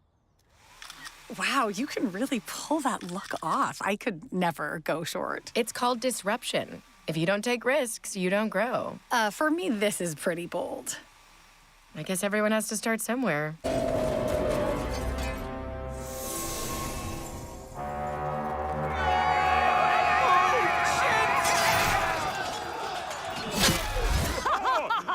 Look at this little one. You must be made of piss and Dragon Balls to reach Valhalla at your age. Oh, yeah, man. Dragon Balls all day. Hey, have you guys seen an old skinny guy around here? Of course. But wait, where did that guy go? He should have his armor by now. What in the mighty whale's wooden cock? The old man. He's some kind of witch. A friend of yours? What? Well, why would I be friends with a witch? I was just asking. Well, that's really offensive, man. What is this, Judgment Holla? I don't know until I ask, all right? Somebody around here gonna make me some pants, or do I have to call the feds on this place? Surrender, witch! Easy, guys. This was all a test and you passed. I'm actually Odin. Odin? Yep, Thor's father, Spider-Man's uncle, etc. I came here to do like an undercover boss thing, making sure Valhalla's running smooth, which it is. And as your reward, I'm assembling this majestic trans-dimensional energy relay, which none of you should ever touch, or it'll make your goats have hemorrhoids. Understood? And you need nothing from us. I'm only here for a few hours, but since you're asking, I'd kill for a beer and a sandwich. Beef, cheese, no onions. Is someone writing this down? My balls! Morty? Why are you here? You are friends with a witch. What the fuck, Morty? You're my ride home. Bigfoot killed me. He killed you, he killed me, and he was going to kill your clone. Oh, no, Morty, no! I opened the cage. Bigfoot was burying your body. He was mourning you. He does that. Morty, any big idiot can pretend to believe in the afterlife. That's why we're dealing with these fucking guys. They're just Norwegian Bigfoots. Jesus Christ, run this cable over there. We don't have much time.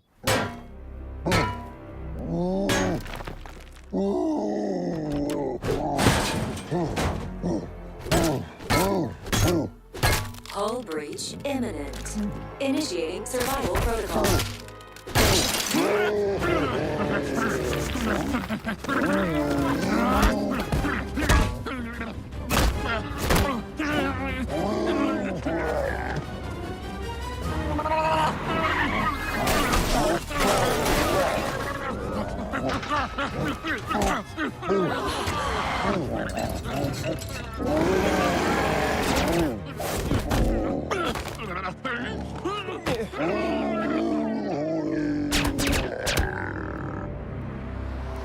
Ben, let's do this. Okay, adventure family. Woo!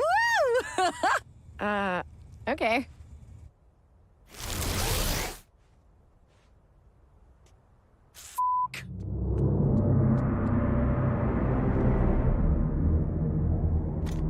Excuse me? Bro, Ricks don't pass on this. Rick, is that you? Yeah, Diane. You've been gone so long. Did you find our daughter's killer? Not yet, sorry. Still looking. You'll find him. You always do everything you set your mind to. Except keep your family alive. But that was hardly your fault. Mute. If I could be muted, I wouldn't be too good at haunting you, would I, you dirty bear? Yeah, forgot I wanted to be haunted. I guess you predicted you might. That's where haunting comes in handy, huh? Very good point, sugar.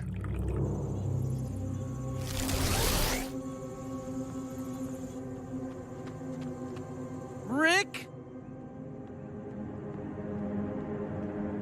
Hello? Original family? Sorry about last time. Rick, he was in space prison. We couldn't just... Hello?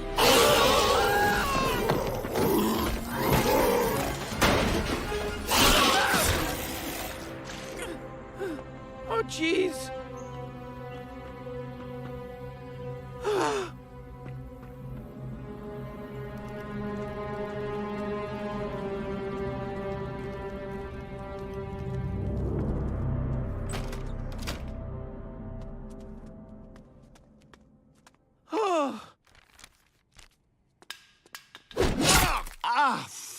Damn it, Morty, there's no doctors anymore. Dad? Figures it's underwhelming the one time I visit. Yeah, sorry. Usually there's Cowboy Rick and Mortys and stuff. Oh, looks like they could use a couple repairman Rick and Mortys, right? Oh, tight, little scavenger dudes. If they shoot at us, I'm allowed to do this. Yeah. Space Mom, get in on this. Cool, Mom. Let's keep it moving. I don't have all day. I got it. I got it. I got it. Sorry. Sorry. I got it. Sorry. I was gonna do it. Ugh, terrestrials, am I right? I kept up the search in your absence. You want a new list of potential locations? It's on our watch. I mean, it's set yesterday, so you're done. Bye. Sire, the sun never sets on the sun. Can you get rid of them? You want me to... Well, you guys know he can kill you, right? I think he'd find that quite difficult, sire, but if it pleases you. Can't I just tell you it pleases me for you to go away? No, not really. So you'd rather die than leave me alone? Yes! Ah, pheasant pluck for my good king, a merry Dixie songbird sing.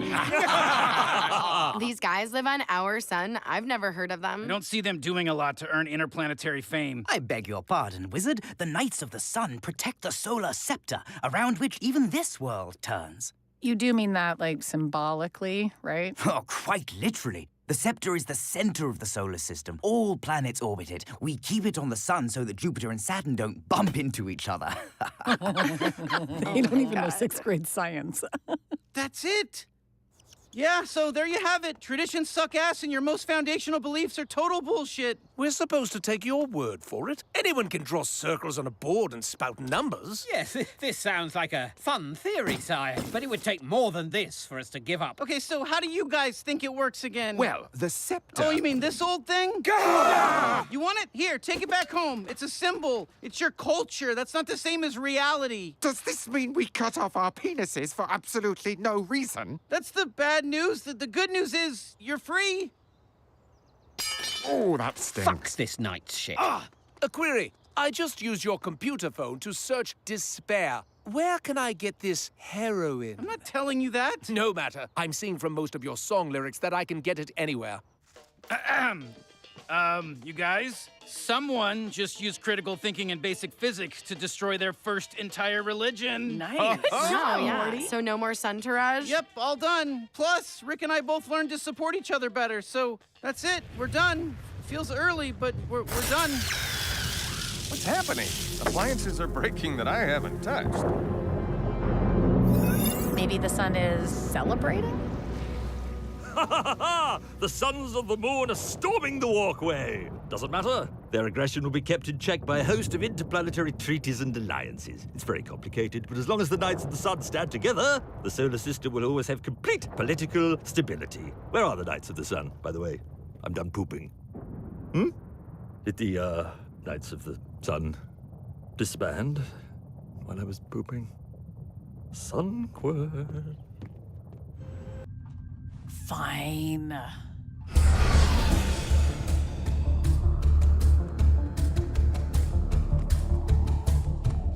I thought you were dropping me off. I gotta make sure it's the right supremacist. They all look alike.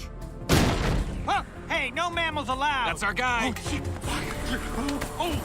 Hey, I didn't mean that about mammals. You're clearly a good one. She is. She's very interested in insect politics. Actually, there's no such thing because insects are genetically inclined for organization. Whoa! So tell us which insect organized a hit on the queen. I don't know. You guys kind of proved you're not gonna let me fall. Oh, God. Oh, Jesus. Talk. Oh, you're just gonna...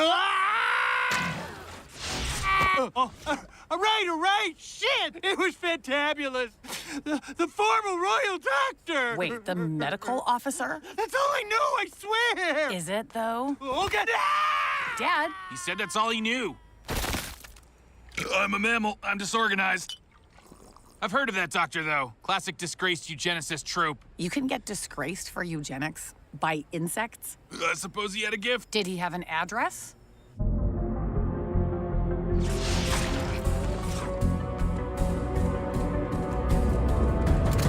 Hi. Don't be afraid to surrender. Yeah, you could even join us as an unlikely ally. I don't know what that is. I can explain. Does your bug culture have ghosts? Yes. Has it had any hit movies about busting ghosts successful enough to generate sequels and cartoons? Of course. Well, an unlikely ally would be like a ghost that hangs out with the Ghostbusters. Okay, that is the most offensive job offer I've ever received. More offensive than death? Good luck with that. Wait, so he's too cool to be a Slimer, but he's asthmatic?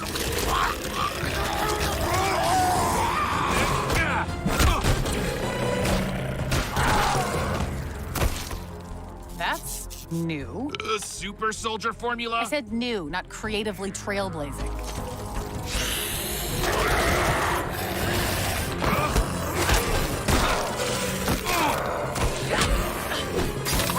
Jesus Christ!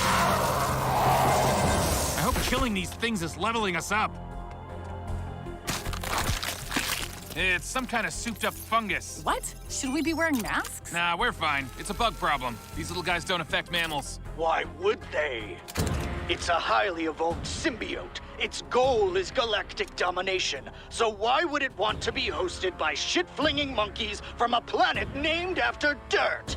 Wow, we're disease bragging now? That fungus is okay? Oh, I thought that kind of talk was part of Street Ball. Well, now it's part of everything else. So chill. We got off on the wrong foot. My name's Jerry Smith. I live in the suburbs. I'm only here because I have a certain power I wanted to kind of celebrate before it goes away. Yo, we got a Nazi up here. Hey, I think there's a misunderstanding. Here, just watch. Huh? Oh. Help! Help! I need that shoe! No, don't touch that shoe or that money. Let them be a powerful but confusing monument to our neighborhood's integrity. Whoa, boy, what an adventure, huh? Hey, Morty, listen. I can tell you're pretty upset about the whole snake encounter thing, so I'll tell you what. I'm just gonna go ahead and avoid you for the rest of the day. Play snake jazz.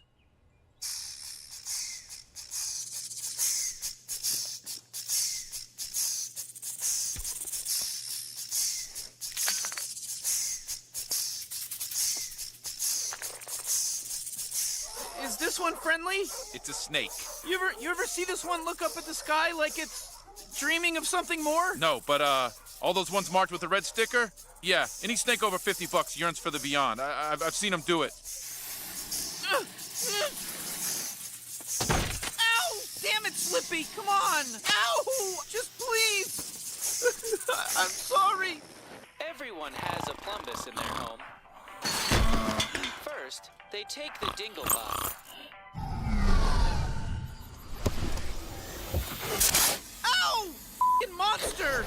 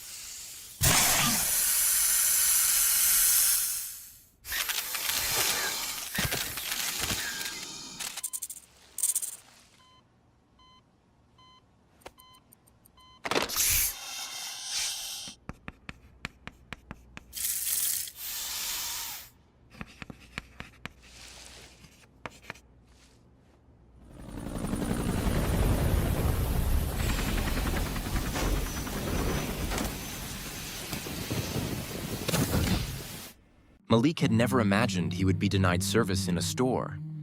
He had walked into plenty of shops in his life, both expensive and modest. But this time, something felt different. The small, high-end boutique in the quiet corner of the neighborhood was exactly the kind of place he would have loved to shop in if given the chance. He had worked hard his whole life, built a stable career, and had come to believe that no matter where you came from, you should be able to enjoy the fruits of your labor. But as he approached the counter with the bottle of perfume he had picked out for his wife, the store owner, an older white man, gave him a look that made his stomach churn. "Can I help you, sir?" the man asked, his tone sharp, almost dismissive. "Yes, I'd like to buy this perfume," Malik replied, offering a small smile. The price tag, though steep, didn't faze him. He had the money. The store owner's eyes lingered on Malik for a moment. scanning his appearance as if trying to decide whether or not he could afford the product. There was a long pause before the man replied, his voice laced with a subtle but unmistakable coldness. "We don't usually get people like you in here," the store owner said, his words casual but cutting. "You sure you can afford this?" Malik froze. For a moment, he couldn't believe what he was hearing. This wasn't just about the perfume. This was about something far deeper. The judgment in the man's voice, the way he had sized him up. It was a feeling he had experienced far too many times in his life. But this time, it hit him harder than ever.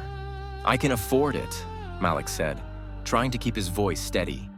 The man gave a slight nod but didn't move to complete the transaction. It was as if he was waiting for something, maybe for Malik to back down, or maybe for some sign that he didn't belong in this store. A store meant for a certain kind of person, someone who looked a certain way, acted a certain way. The words were clear in Malik's mind. "You don't belong here." He put the bottle of perfume back on the counter and turned to walk out. As he stepped outside, the rush of cold air hit him. He was angry, hurt, and humiliated. But most of all, he felt defeated. It wasn't the first time he'd been treated this way, but it still stung just as much. It didn't matter how hard he worked, how much he had accomplished in his life. In the eyes of some, he was still just a black man who didn't belong in spaces like that. As he walked down the street, Malik couldn't shake the feeling of being an outsider, a feeling that had followed him his entire life. He had been born in a rough neighborhood where people didn't expect much from you. His mother had taught him to always push harder, to prove people wrong. But no matter how much he achieved, there was always something waiting to remind him of where he came from. He reached the corner and bumped into Amir, his best friend, who noticed the look of frustration on his face immediately. "Another one of those days?" Amir asked, his tone sympathetic. Malik nodded, rubbing his temples. "I just don't get it, man.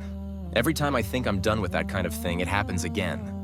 Like I'll never get out from under it." Amir put a hand on his shoulder.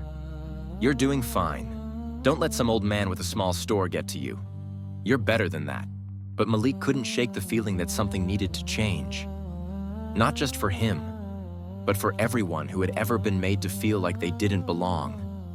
He didn't want to be just another person who let moments like that slide. What if he could do something about it? What if instead of walking away, he could take control of the situation? That thought lingered in Malik's mind as he walked home. Could he really own the store?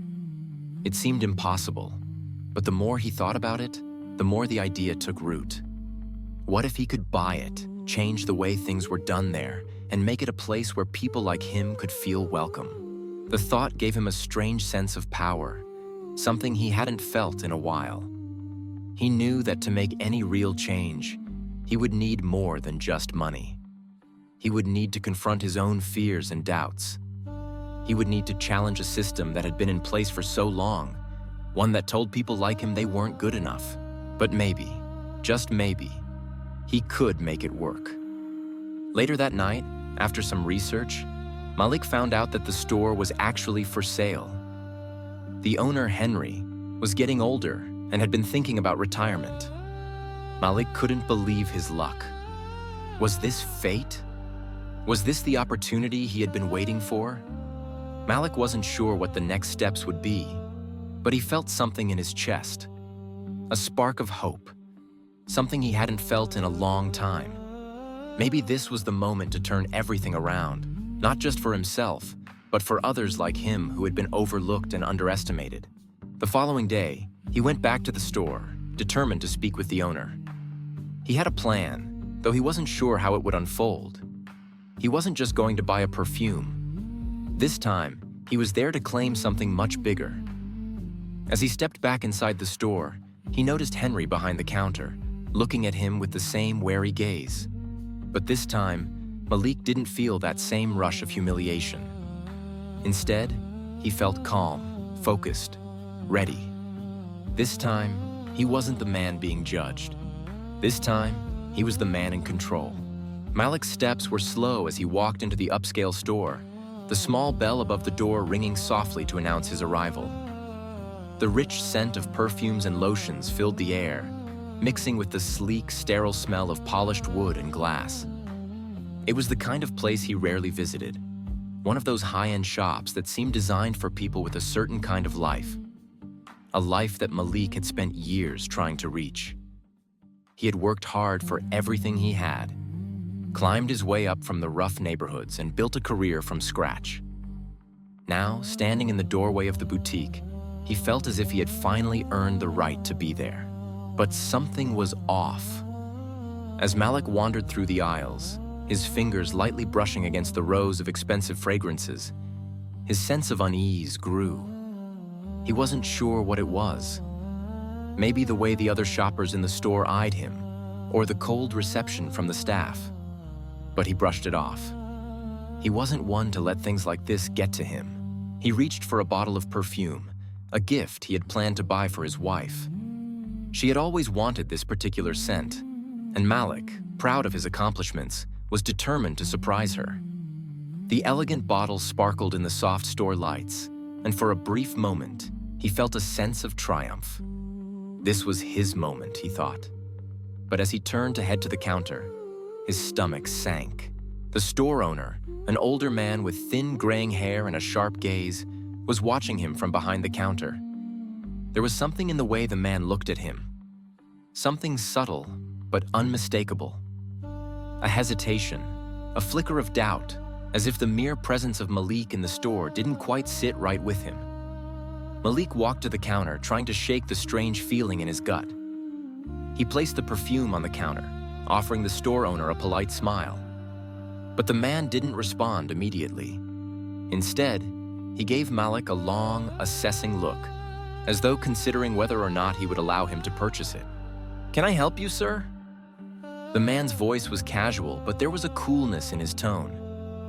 "Yes, I'd like to buy this perfume," Malik replied, trying to keep his voice even, his gaze steady. The man paused. "You sure about that?" he asked, raising an eyebrow. "You know, this is a rather expensive item." Malik's heart skipped a beat, but he forced himself to stay calm. What was this? He had been in countless stores, buying products far more expensive than this. Why was this man questioning him now? "I can afford it," Malik said, his voice tinged with frustration he couldn't quite hide. The store owner didn't reply right away. Instead, he reached for the perfume bottle, his fingers brushing Malik's as he took it and placed it back on the shelf behind him.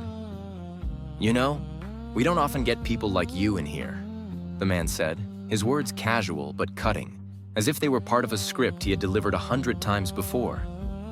He didn't look at Malik now, his attention diverted elsewhere. Malik's face flushed, and his fists clenched at his sides. He was no stranger to this kind of treatment, but it still stung. This wasn't about the perfume. This was about something much deeper. Something about the way the man had sized him up and made assumptions based on nothing more than his skin color. But instead of getting angry, as Malik often did, he stood still, trying to keep his composure. He wanted to confront the man, to tell him how wrong he was. But something held him back. Maybe it was the quiet rage building inside him, or the realization that arguing would never get him anywhere. For a moment, the air between them felt thick with unspoken words, and Malik wondered if the man would throw him out. Would he be made to leave, just like so many times before? But then, almost as if sensing Malik's growing discomfort, the store owner cleared his throat and muttered something about needing to check the back. Malik stood there, stunned. The man had treated him like a suspect, a threat, for no reason other than the color of his skin. He couldn't believe it. But he also knew that this wasn't an isolated incident. He had felt this exact kind of judgment before. In stores, on the street, at work. It was like a weight he carried with him, even when it wasn't visible to others. As he walked out of the store, he fought back the flood of emotions threatening to overwhelm him. But there was something else there too. Something that stirred deep within him. What if I could change things? The thought came to him almost like a whisper in the back of his mind. What if he could take control instead of constantly being on the receiving end of this kind of treatment? Malik's mind raced as he walked down the street, passing people who barely gave him a second glance. What if he didn't just accept being dismissed? What if he didn't let people like the store owner decide his place in the world? What if he could turn this situation into something else? Something bigger than just a moment of injustice? The idea took hold of him. It wasn't enough to simply walk away. He didn't want to be a passive bystander in his own life anymore. He wanted to make a change, not just for himself, but for everyone who had been made to feel the sting of being judged by others based on nothing more than their skin color. He wanted to show people that no matter how many times they tried to shut him down, he could rise above it. What if I could buy the store? It was a thought that seemed almost absurd at first. But as the idea continued to play in his mind, it began to feel less and less impossible. What if he could own it? What if he could turn the store from a place of exclusion to a place of belonging, where people like him could feel valued and respected? The more Malik thought about it, the more the idea grew, like a spark that caught fire in his chest. He knew it wouldn't be easy, that the obstacles in front of him were immense. But something about this vision felt right.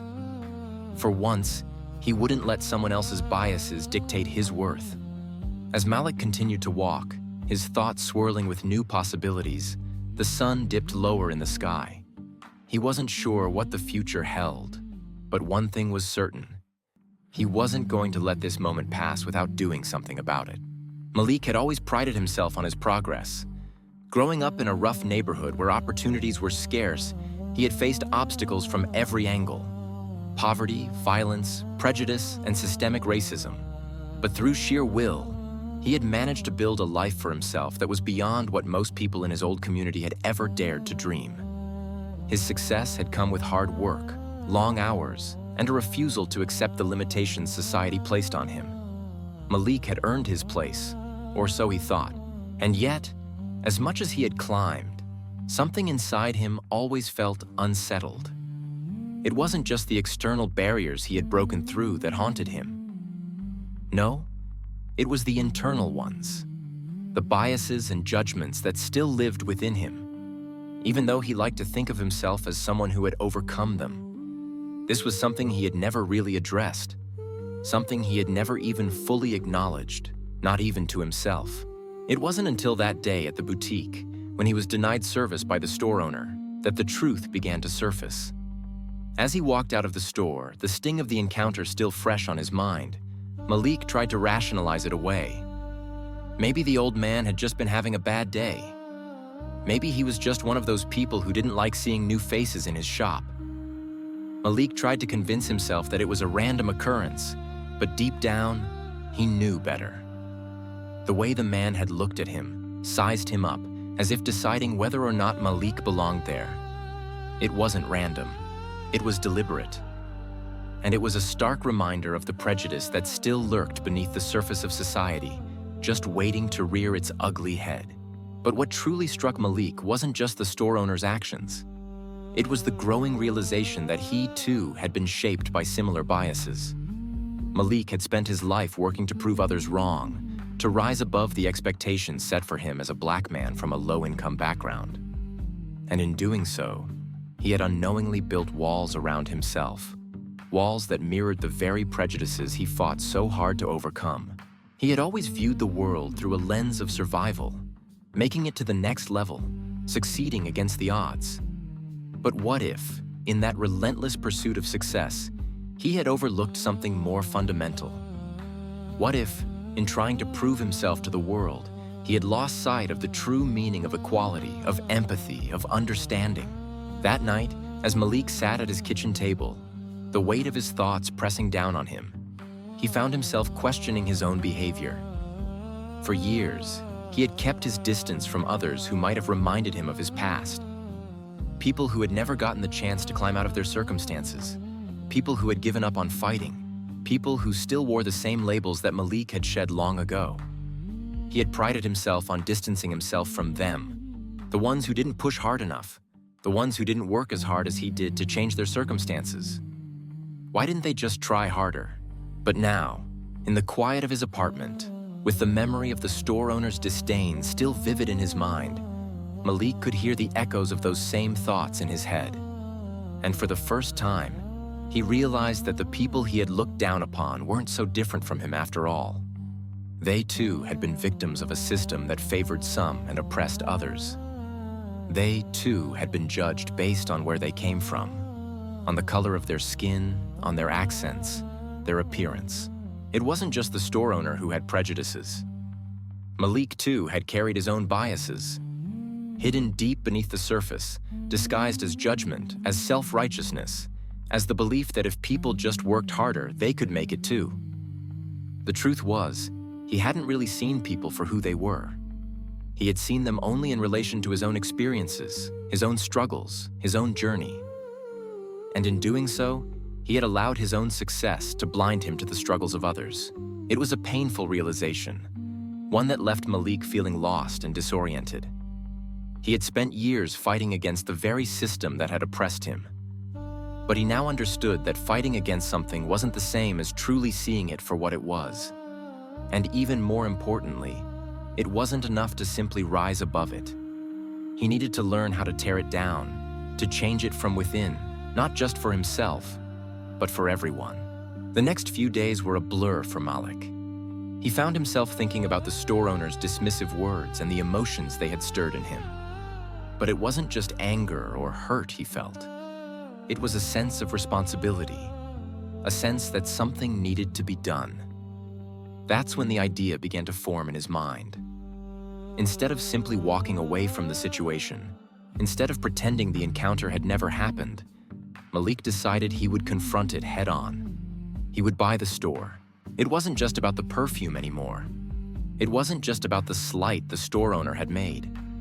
It was about proving to himself that he could make a change, that he could turn this place of exclusion into one of inclusion. If he could own the store, he could rewrite the narrative, not just for himself, but for others who had been pushed to the margins for far too long.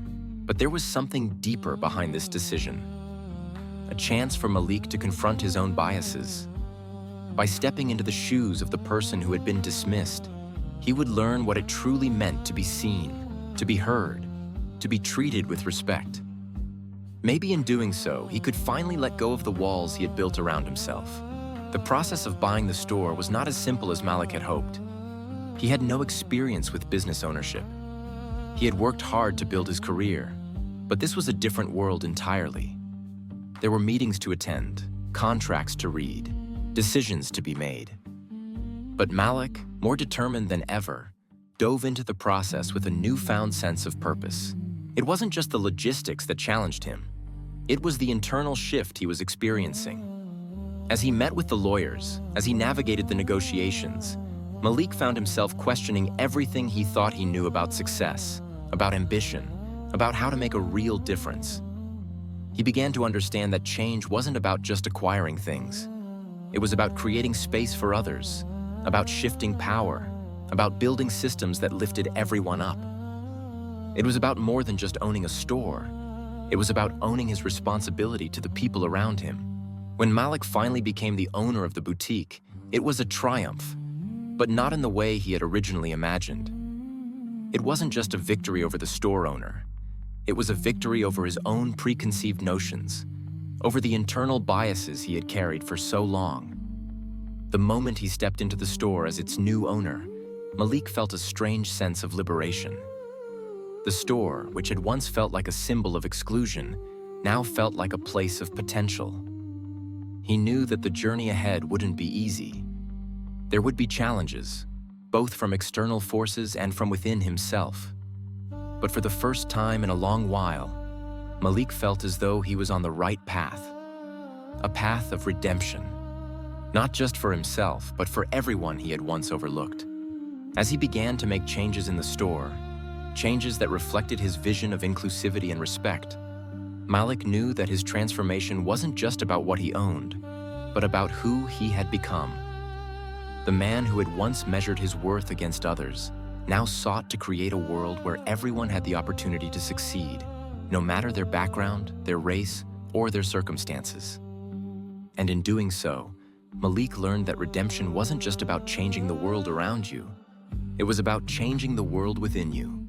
Amina walked into the store on a Thursday afternoon, as she did most weeks. The small boutique had always seemed a little out of place in her neighborhood, with its gleaming glass windows and high-end displays. But she loved the feeling of escape it provided. A moment of luxury, however fleeting, amidst her busy life. She worked long hours as a nurse, putting in overtime at the hospital, always rushing from one patient to the next. Amina never had time to think about herself, let alone treat herself to things like fancy perfume or expensive lotions. But today, after a particularly taxing week, she had decided to indulge herself just this once. Her footsteps echoed in the quiet store as she wandered past shelves of expensive items. She smiled at the thought of buying something nice for herself. She hadn't done that in a long time. As Amina picked up a bottle of perfume, her fingers brushed the delicate glass, and she felt a moment of joy. She had been eyeing this perfume for months, but the cost always stopped her from purchasing it. Today, she'd decided to go ahead. She deserved it. The soft fragrance of jasmine and sandalwood seemed to transport her to a place of calm. And for a moment, she forgot about the pressures of work, the endless nights of shift after shift, the worries of her family. Her phone buzzed in her pocket, pulling her back to reality. It was a message from her younger brother asking if she was coming home soon. She quickly typed a reply, telling him she'd be home in a couple of hours. But as she made her way to the counter to pay, something in the air shifted. The store owner, the same thin, graying man Malik had encountered just a few days earlier, was watching her with an expression that sent a shiver down her spine. His gaze seemed sharp, calculating, and Amina felt a sudden unease rise within her. She tried to push it aside, convincing herself that it was just her imagination, but the feeling lingered. When she placed the bottle of perfume on the counter, the man didn't immediately reach for it. Instead, he took a step back, his eyes scanning her from head to toe. She wasn't sure what to make of his silence. "Can I help you?" the man asked, his voice cool, almost dismissive. "Yes, I'd like to buy this, please," Amina said, forcing a smile, but she couldn't help the small tremor in her voice. The man looked at her, his lips pursed. Amina's heart began to race, though she wasn't sure why. His hesitation seemed too deliberate. His next words caught her off guard. "This is a very expensive perfume. Are you sure you can afford it?" Amina froze. Her grip tightened around the bottle. She had been asked questions like this before, questions she knew were rooted in bias. She had spent her entire life being judged based on her appearance, on the color of her skin, her accent, her background. It wasn't the first time someone had questioned her worth or assumed she didn't belong. But today, it felt different. The weight of the man's words was heavy, more cutting than usual. "I can afford it," Amina said, her voice steady but strained. She felt the heat of anger rising in her chest, but she didn't want to cause a scene. She just wanted to buy the perfume and leave. The man didn't reply immediately. He only nodded slowly, as if considering her words carefully. "I just want to make sure," he said, before ringing up the perfume and handing it to her. "It's your money." Amina's stomach churned as she handed him her credit card, biting back the wave of emotions threatening to spill over. It wasn't just the words he had said. It was the way he had said them, the way he had sized her up. He had assumed, without knowing her, that she wasn't capable of affording something so luxurious. It was as if her presence in the store itself was a mistake. She tried to ignore the lingering feeling as she left the store, but the thought wouldn't leave her. She couldn't shake the feeling that, once again, she had been judged based on something beyond her control. Later that night, as Amina sat at home, recounting the experience to her older sister, Fatima, she felt the sting of the encounter all over again. "Do you think he thought I couldn't afford it?" she asked, her voice quiet. Fatima's face hardened as she listened. "Of course he did. He probably thought you were just some random person off the street, looking to make a quick purchase. People like him don't see you for who you are, Amina. They see your skin, your accent, your name. They see a stereotype. Amina sighed, running her fingers through her hair. I don't know what to do with it. I feel so small, you know? I work so hard, and yet it's never enough. It doesn't matter how much I achieve or how much I have. To them, I'll always be different. I'll never belong. Fatima's voice softened. I get it. It's exhausting. But you don't have to carry that alone, okay? We'll stand by you. We'll fight for each other. People like him, they'll never understand us. But that doesn't mean we let them define us. The conversation left Amina feeling slightly better, but the pain of that interaction lingered. She didn't want to be defined by the way others saw her. She didn't want to be judged based on her skin color, her name, or her background. But in that moment, she couldn't help but feel that the world had made its decision about her long ago. A few days later, Amina was at the hospital, finishing up her shift when she overheard a conversation between two colleagues. They were discussing the new owner of the boutique. It turned out that Malik had bought the store. He had come in earlier that week, after that day of confrontation with the store owner, and changed everything. From the staff to the store's policies. The new owner was making a real difference. He was introducing diversity into the store, welcoming people from all walks of life, and offering programs for local community members. Amina wasn't sure what to think about Malik. She had no idea who he was, or what had driven him to make such a bold move. But she couldn't help but wonder if he had done it with people like her in mind. She had heard that Malik had been a regular at the boutique before he bought it, but she didn't know if that was true. It wasn't until a few days later, when she decided to return to the store, that she saw Malik for the first time. She walked in tentatively, unsure of what to expect. The atmosphere was different now. Lighter, friendlier, more welcoming.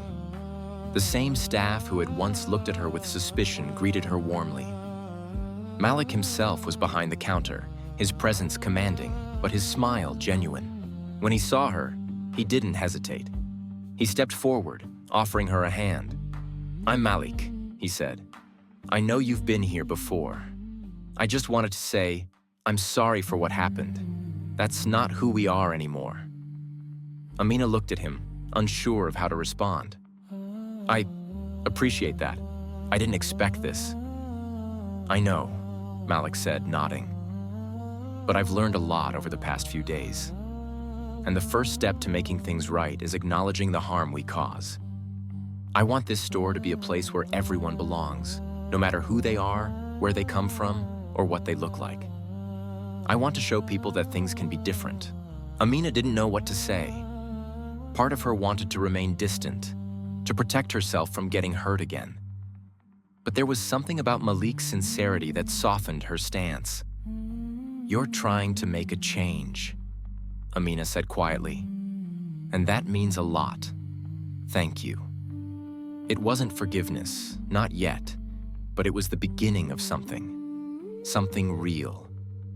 Malik had started down a path of redemption, and Amina could see it. But she also knew that the road ahead wouldn't be easy.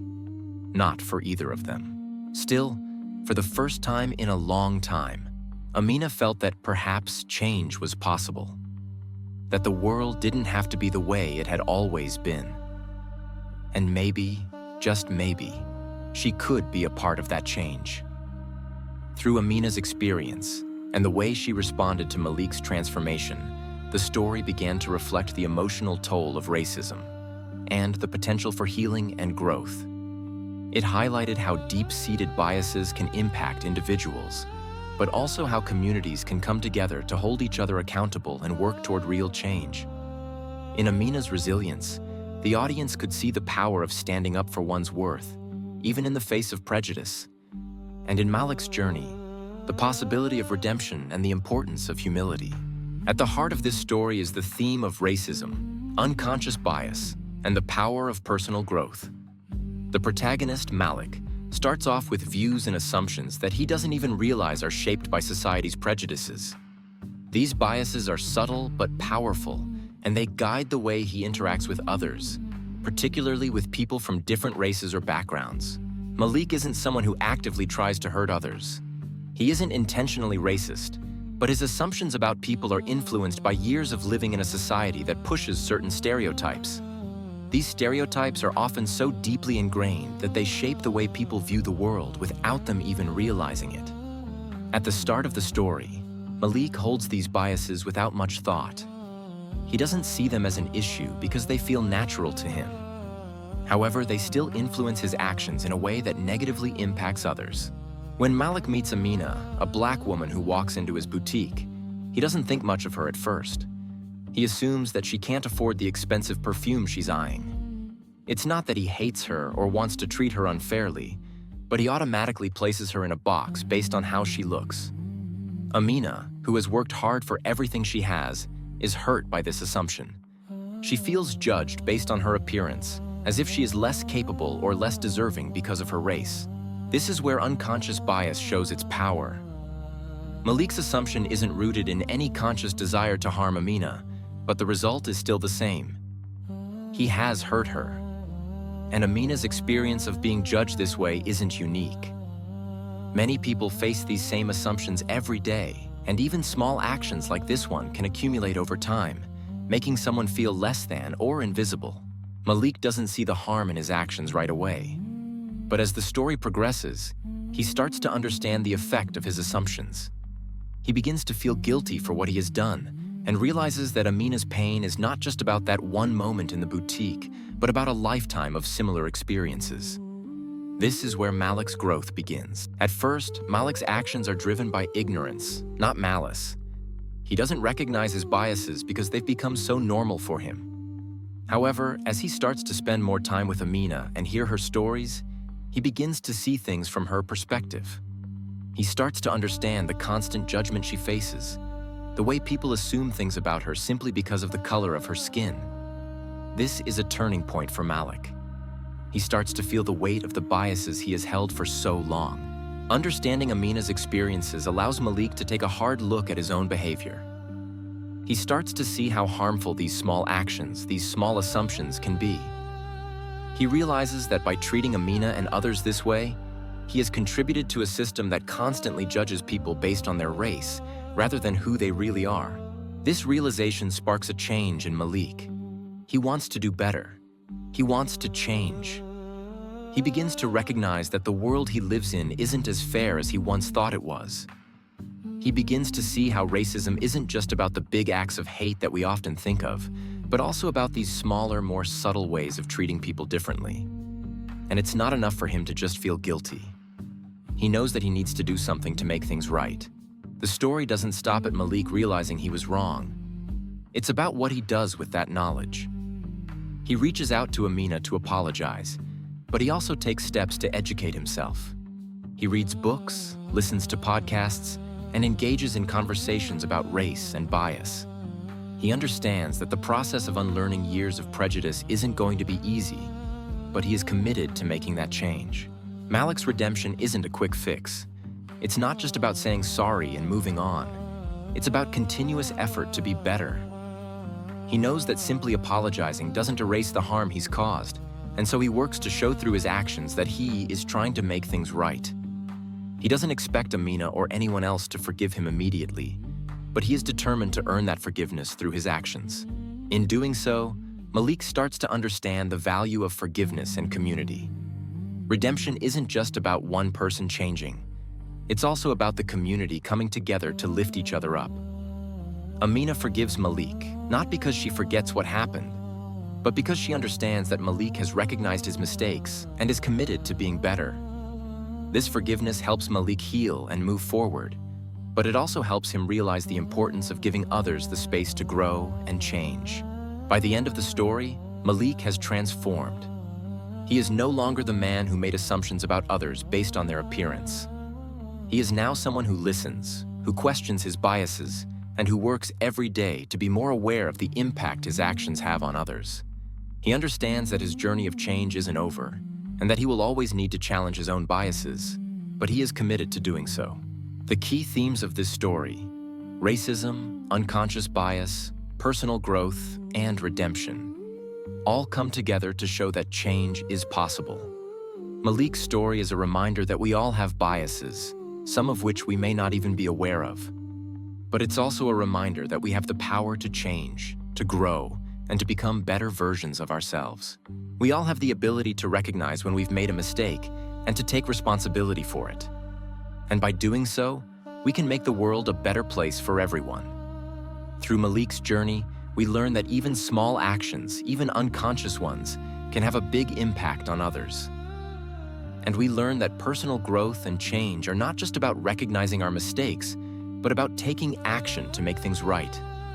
Redemption is possible, but it requires hard work, humility, and a commitment to doing better. By confronting our own biases and treating others with empathy and respect, we can create a more just and compassionate world.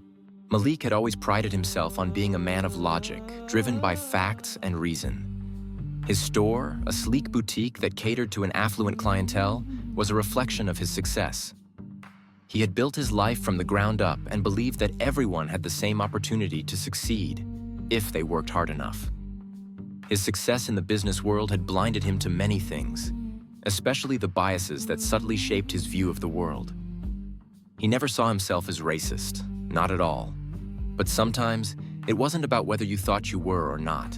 It was about what you actually did and how those actions affected others. Amina's visit to his store was nothing new.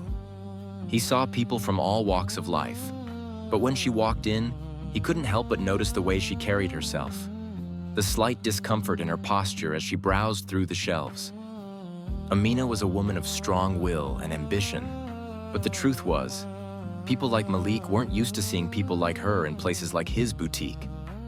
She was black, dressed casually but elegantly. He judged her before she even opened her mouth. She was probably a tourist, maybe even a college student who could barely afford a single bottle of the high-end perfume displayed so prominently. It was the kind of assumption that Malik didn't even question in his mind. He assumed her race determined her economic status, and his bias showed when he casually approached her with a smile that didn't quite reach his eyes. "Can I help you find something?" Malik asked, walking over with the typical condescension of someone offering assistance they didn't think was really needed.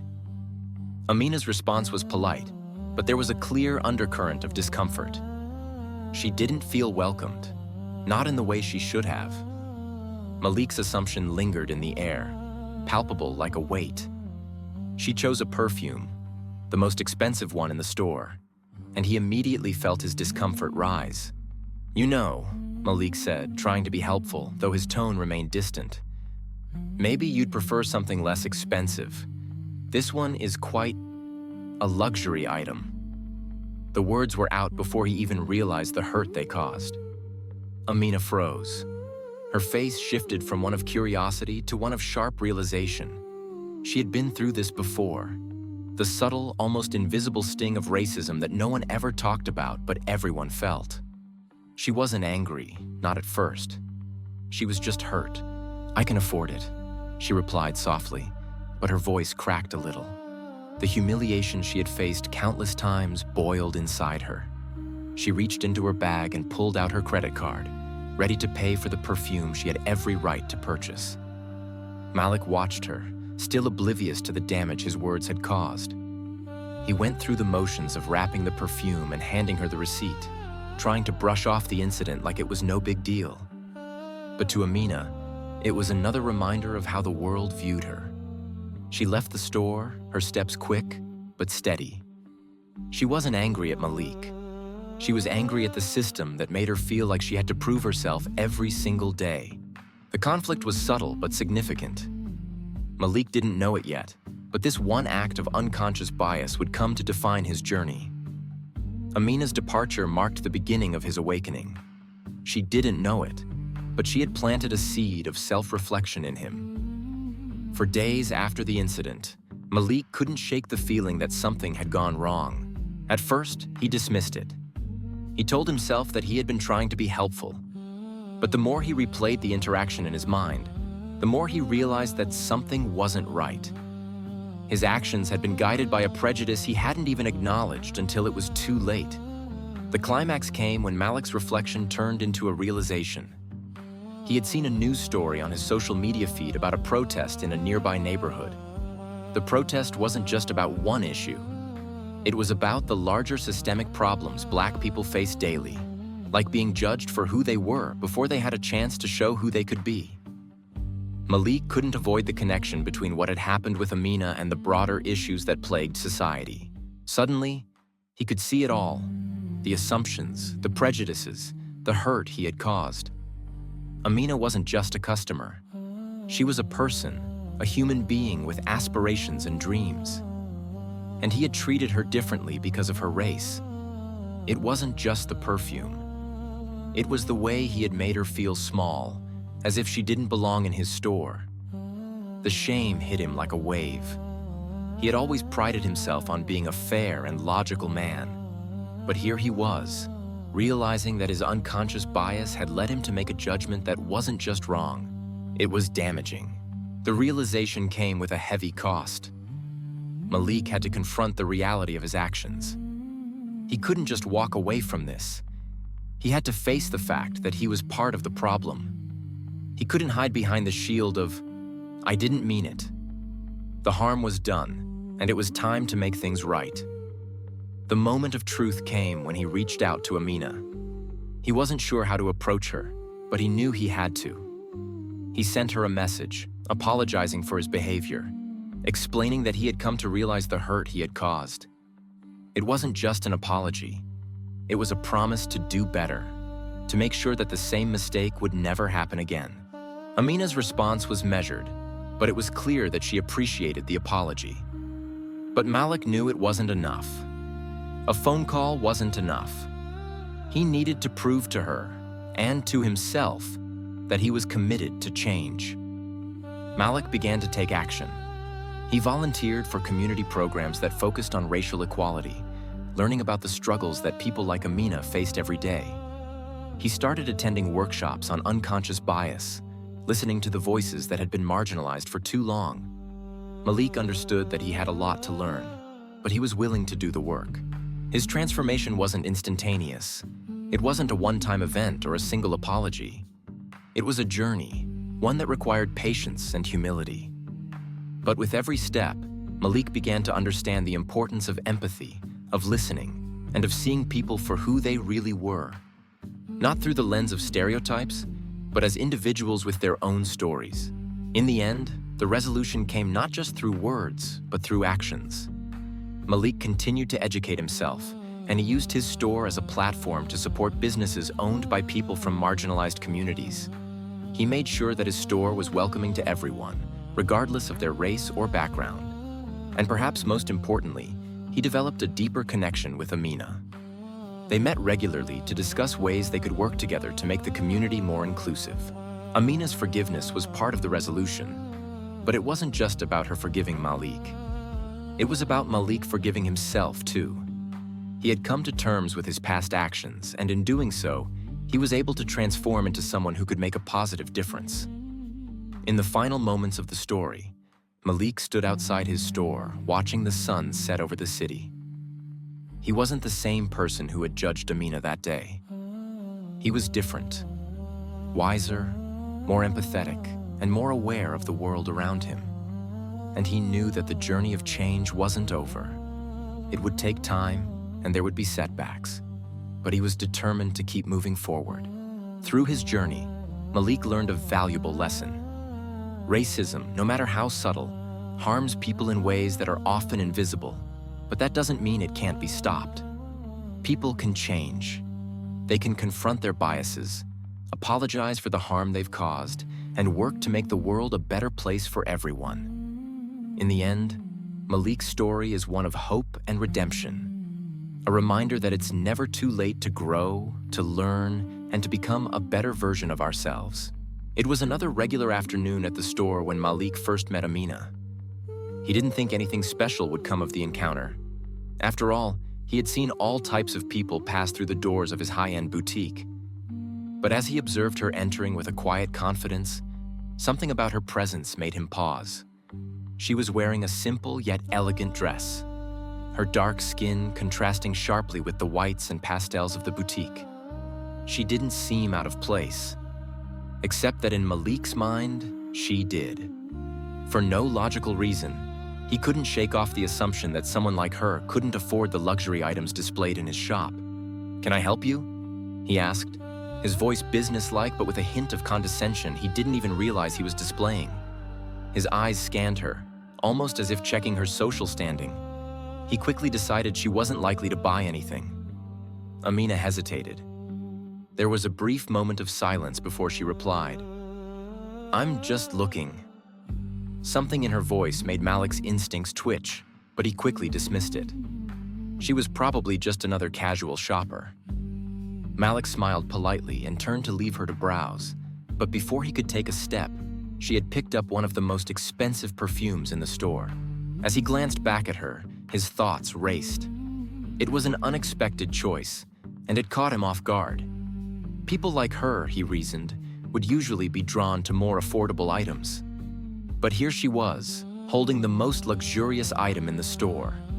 Malik walked over, forcing a smile onto his face. "Are you sure this is the one you want?" he asked, his tone still friendly but now tinged with something less genuine. Perhaps something a little less expensive might be a better fit. Amina paused and looked up at him, her eyes steady. This is exactly what I want," she replied quietly, almost too calmly. Her response, while polite, carried an unspoken weight that Malik failed to fully grasp. "Well, all right then," Malik said, quickly brushing off the discomfort bubbling inside him. He was the businessman, after all. He was the one in control. He told himself that he was simply being helpful, looking out for a customer who might not fully understand the value of what they were choosing. But deep down, Malik felt something shift. A feeling of unease gnawed at him. As he went through the motions of wrapping the perfume and taking her payment, the interaction lingered in his mind. He couldn't help but wonder why Amina had seemed so composed despite his assumptions. It was an unsettling feeling, but one he dismissed quickly. Days went by, and Malik buried himself in work. His shop continued to thrive. Customers came and went, and he moved on with his life. But Amina's visit to his boutique kept cropping up in his mind. He couldn't shake off the feeling that there was more to the exchange than he had let himself acknowledge. Then, a week later, the news broke. The local community was buzzing with protests, and Malik found himself scrolling through social media to understand what had happened. The protests were about racial inequality, police brutality, and systemic prejudice in their city, a city he had long considered a haven of progressiveness. Malik's social media feed was filled with stories of personal experiences, videos of people sharing their stories of discrimination, and calls for solidarity and action. For the first time, Malik found himself questioning the way he had handled Amina's visit. His initial impulse had been to assume that someone like her didn't belong in his store. It hadn't been a conscious choice. It had been more of a reflex, a deep-seated assumption based on years of experiences and exposure to bias in society. But seeing the protests on his feed stirred something in him. He remembered Amina's words, her calm but firm response, and the way her eyes seemed to pierce through him. She had been confident, secure in who she was, unlike the way he had treated her, which had made her feel small. The tension began to build inside Malik, pulling at him every day. He couldn't stop thinking about how he had spoken to Amina, how his initial assumptions about her had shaped his actions. It was like a door had been cracked open in his mind, and every time he thought about it, he felt more ashamed of what had transpired.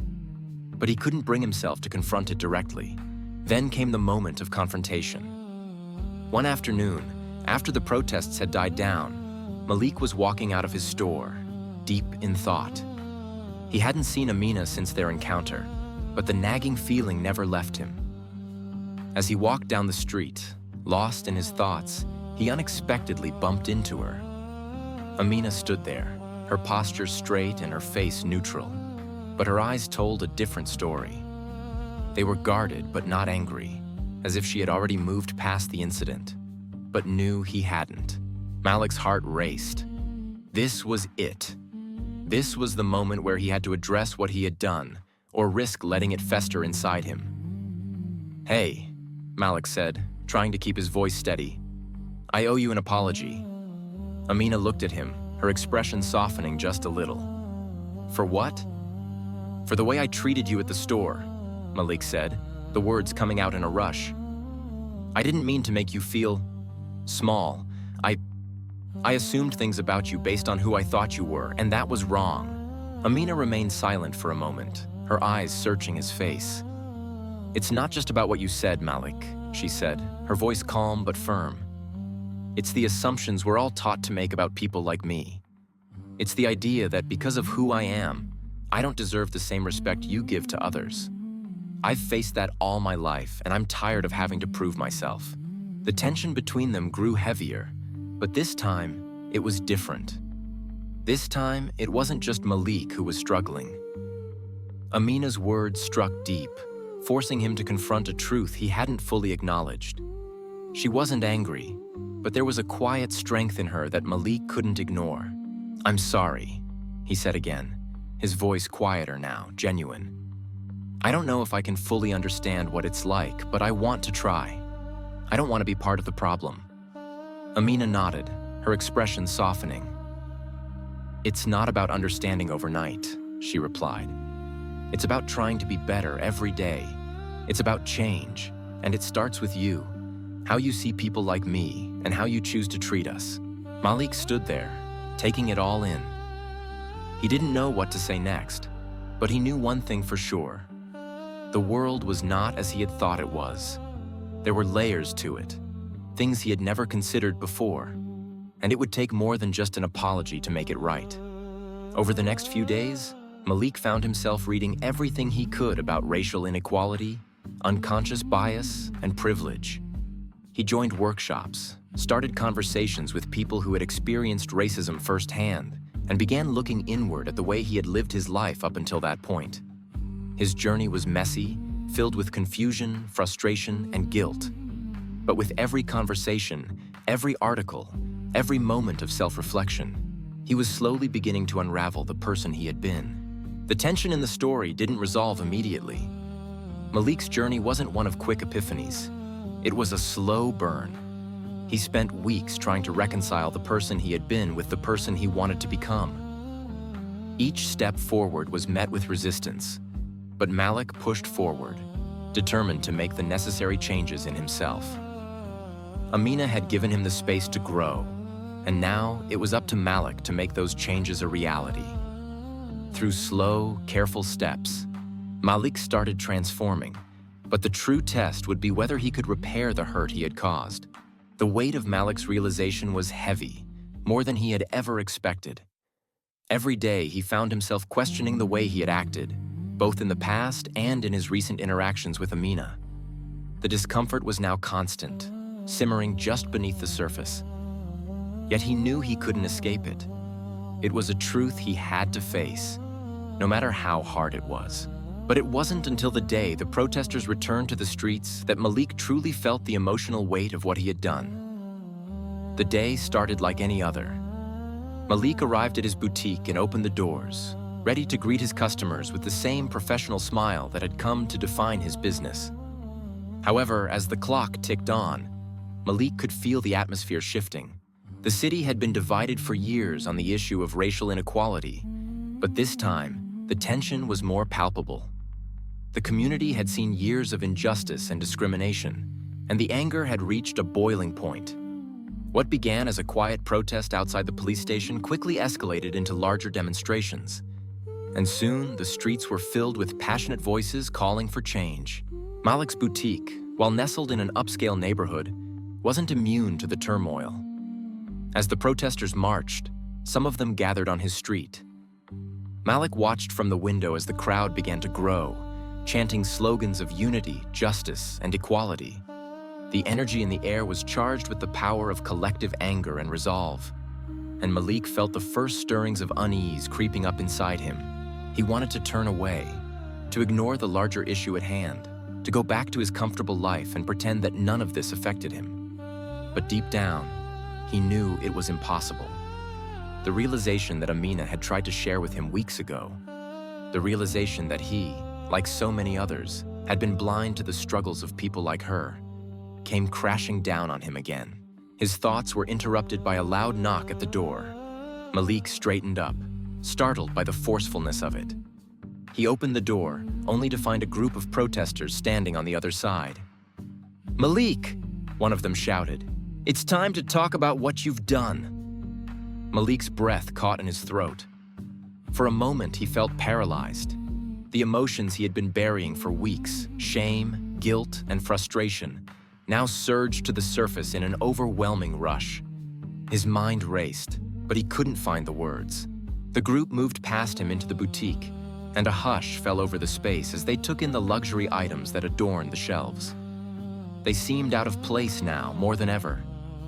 The disconnect between the polished items and the faces of those who had been hurt by systemic oppression was glaring. One woman, a familiar face to Malik, stepped forward. She was an older woman, a community leader, whose voice was one that had often spoken out against inequality. "You know what you did, Malik," she said, her voice steady but full of quiet rage. "You made a decision about Amina, about people like her, based on nothing but prejudice. You didn't just harm her. You harmed every person who has had to face this kind of treatment day in and day out." Malik's chest tightened, and his heart pounded in his ears. He opened his mouth, but the words didn't come. He wanted to say something, to explain himself, to apologize, but he felt paralyzed by the weight of the confrontation. The woman continued, her words cutting through him like a knife. "You thought she didn't belong here. You judged her based on how she looked, on assumptions you've carried all your life. You don't know what it's like to walk in someone else's shoes, do you? To be treated like you're less than everyone else? Like you have to prove your worth just to be seen?" The words struck Malik deep, and he felt his face flush with shame. His whole body trembled. He wanted to shrink away from their gaze, but instead, he stood there, forced to confront the painful truth of his actions. In that moment, something inside him broke open. It was as if the weight of everything he had been holding back finally released, and he understood, deeply understood, the pain he had caused. His mind raced through all the moments he had treated Amina differently, all the moments he had assumed that people like her didn't belong, that they weren't worthy of the same respect he gave to others. The woman's words echoed in his head. "You're not just apologizing to Amina. You're apologizing to every person you've wronged without even realizing it." He could feel the tears welling in his eyes. He had never felt so exposed, so raw. The truth of his own prejudice was too overwhelming to ignore. His past actions, his unconscious bias, had caused harm that stretched far beyond Amina, beyond the moment in the store. He had been part of a larger system that perpetuated discrimination, a system that he had allowed to shape his own behavior. For the first time in his life, Malik didn't know how to fix it. The weight of it was suffocating. His breath came in short gasps as the enormity of what he had done sank in. But then, Amina stepped forward, her presence calm and strong amidst the chaos. The room fell silent as everyone turned to look at her. Malik's heart skipped a beat as she looked him square in the eye. "Malik," she said, her voice steady but kind. "I'm not here to attack you. I'm here to help you see the truth." She took a deep breath, her voice growing more compassionate. "You were wrong, but we all make mistakes. The key is how we move forward from here. It's not too late to change, to make amends." Malik looked at her, the woman who had stood before him in the boutique, the woman he had wrongly judged, and now, the woman who was showing him the path to redemption. His heart clenched with gratitude and sorrow. He had never felt so small, so humbled by someone else's strength. He took a shaky breath, feeling as though the weight of the world had just fallen on his shoulders, but also feeling a glimmer of hope. A hope that had been absent for so long. "I'm sorry," Malik whispered, his voice breaking. "I'm so sorry." The group of protesters, the community leaders, and Amina all stood in silence for a long moment. Malik didn't expect them to forgive him immediately. He didn't expect everything to be okay just because he apologized.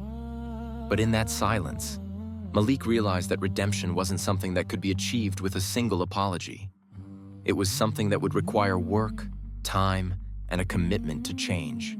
And so, he began his journey, not just to apologize, but to make things right. He would actively seek to educate himself, to confront his own biases, to listen and learn from those who had been oppressed. He would start by supporting the community that had called him out. His boutique, he vowed, would no longer just be a business. It would be a space that embraced diversity, a place where people like Amina would feel welcomed, valued, and respected. As Malik stood there, surrounded by the people whose lives he had impacted, he realized that this moment, this painful, uncomfortable, and emotionally charged moment, was the beginning of something new. The road ahead wouldn't be easy, but it was the only path forward. And so, with the weight of his past actions and the glimmer of hope for the future, Malik took his first step toward change. The journey would be long, but he was determined to walk it, not just for himself, but for everyone whose voices had been silenced, whose worth had been overlooked, and whose lives had been unjustly disregarded. Imagine for a moment that you're walking through the doors of a small local boutique, looking for something special. You've heard about this place from your friends, and the reviews online have been glowing. The atmosphere is warm, the lights soft and inviting, and the products displayed beautifully. You're excited. This is where you'll find something unique. But as you step inside, you're met with an unexpected silence. The owner, a middle-aged man, gives you a quick glance, then looks away. You try to make eye contact again, but this time, his attention is fixed on the counter. Uncertain, you walk around, picking up items, trying to find something that feels right, but the atmosphere feels wrong. It's as if you're not really welcome, as if your presence is unwelcome, even if you've done nothing wrong. You brush it off and decide to continue browsing, but then you overhear the shopkeeper muttering something under his breath. The words are hard to make out, but it sounds like they're directed at you. A part of you wants to confront him, ask what's wrong, but another part of you tells you that it's just your imagination. After all, you're just here for a simple purchase. But you can't shake the feeling, the sense of being judged, of being seen as less than. It doesn't sit right, and it lingers long after you leave. Now imagine this scenario happening again and again, day after day. Imagine it happening not just to you, but to people who look like you. People whose race, skin color, or background make them stand out in places where they should be treated with respect. Imagine it happening to someone who is just trying to make a living, who deserves to be treated with kindness and fairness. How does that make you feel? What does it say about our society? What do you do when you witness this kind of treatment? What do you say when you hear someone pass judgment based on skin color, appearance, or background? For some, this feeling is all too familiar, a daily experience they face simply by existing. For others, this might be the first time they've truly stopped to think about the effects of prejudice.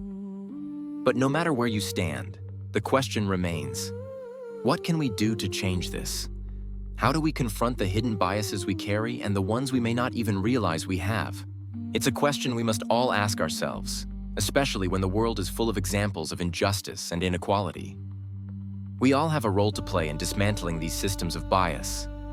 It's not enough to stay silent. We must speak up, confront our own assumptions, and take action. And now, as we take the first steps toward understanding, let me tell you the story of Malik, the man who owned the boutique, and how his world was changed by a single encounter. A moment that forced him to confront not only his own prejudices, but the larger issue of racism that was ingrained in his community. Malik had always thought of himself as a fair man, as someone who treated all people with kindness, regardless of their background. He prided himself on the success of his boutique, a well-known establishment in the heart of a diverse neighborhood. He had customers of every race, every background, and he believed that everyone was treated equally in his store. But beneath the surface of his comfortable life, there was something he couldn't see, something he wasn't ready to confront. One afternoon, Amina walked into his store, a young woman from a neighborhood nearby. She had heard about the boutique and decided to see what it was about. Amina was a black woman, proud of her heritage and her success as a local artist, and she hoped to find something unique for an upcoming show. At first, everything seemed normal. Amina admired a few items, picking them up to inspect the quality, trying to make sense of her surroundings. But as she looked around, she could sense something strange. Malik, who had been friendly with every other customer, seemed distant, almost disinterested in her presence. It was subtle, but it was enough for Amina to notice. She was used to it after all. She had been looked down on before, often treated differently in spaces where her blackness made her stand out. As she wandered through the store, trying to shake off the feeling of being unwanted, Malik watched her closely from behind the counter. His thoughts were clouded, and though he couldn't admit it to himself, he was uncomfortable. He made assumptions about Amina based on nothing but her appearance, as if it were some automatic reflex. It wasn't intentional, but it was real. And in those moments, Malik didn't just fail to make Amina feel welcome. He pushed her further away without even realizing it. This wasn't the first time Malik had acted out of unconscious bias. He'd made assumptions about people based on the way they looked. And though he thought himself to be fair, there were moments, just like this one, that proved otherwise.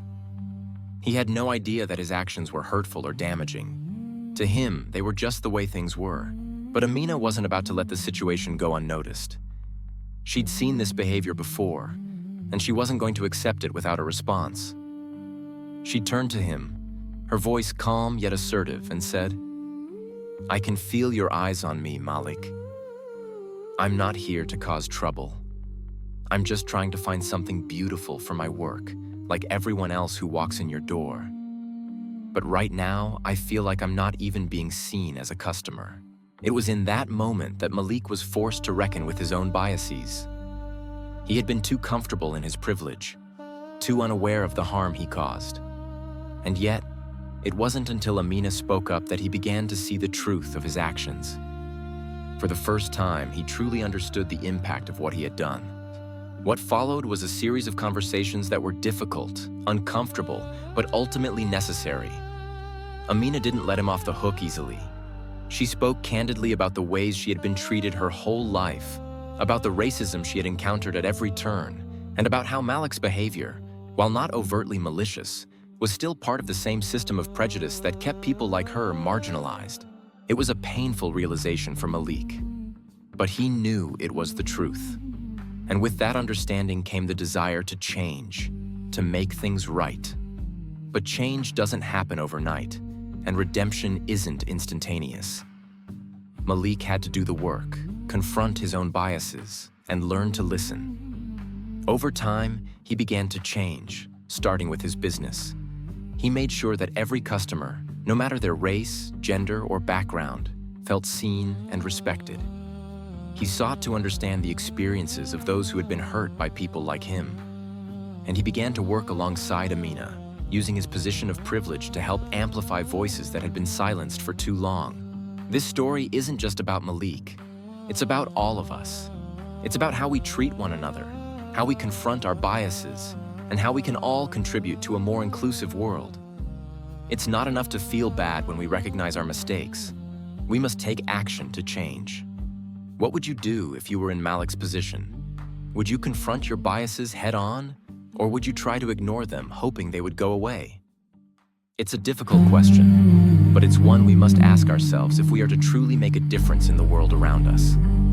So, let's reflect. Let's think about the biases we hold, the moments where we may have made assumptions about others, and let's take action, both individually and collectively, to fight against racism and prejudice wherever we see it. Because the first step toward change is awareness. And once we're aware,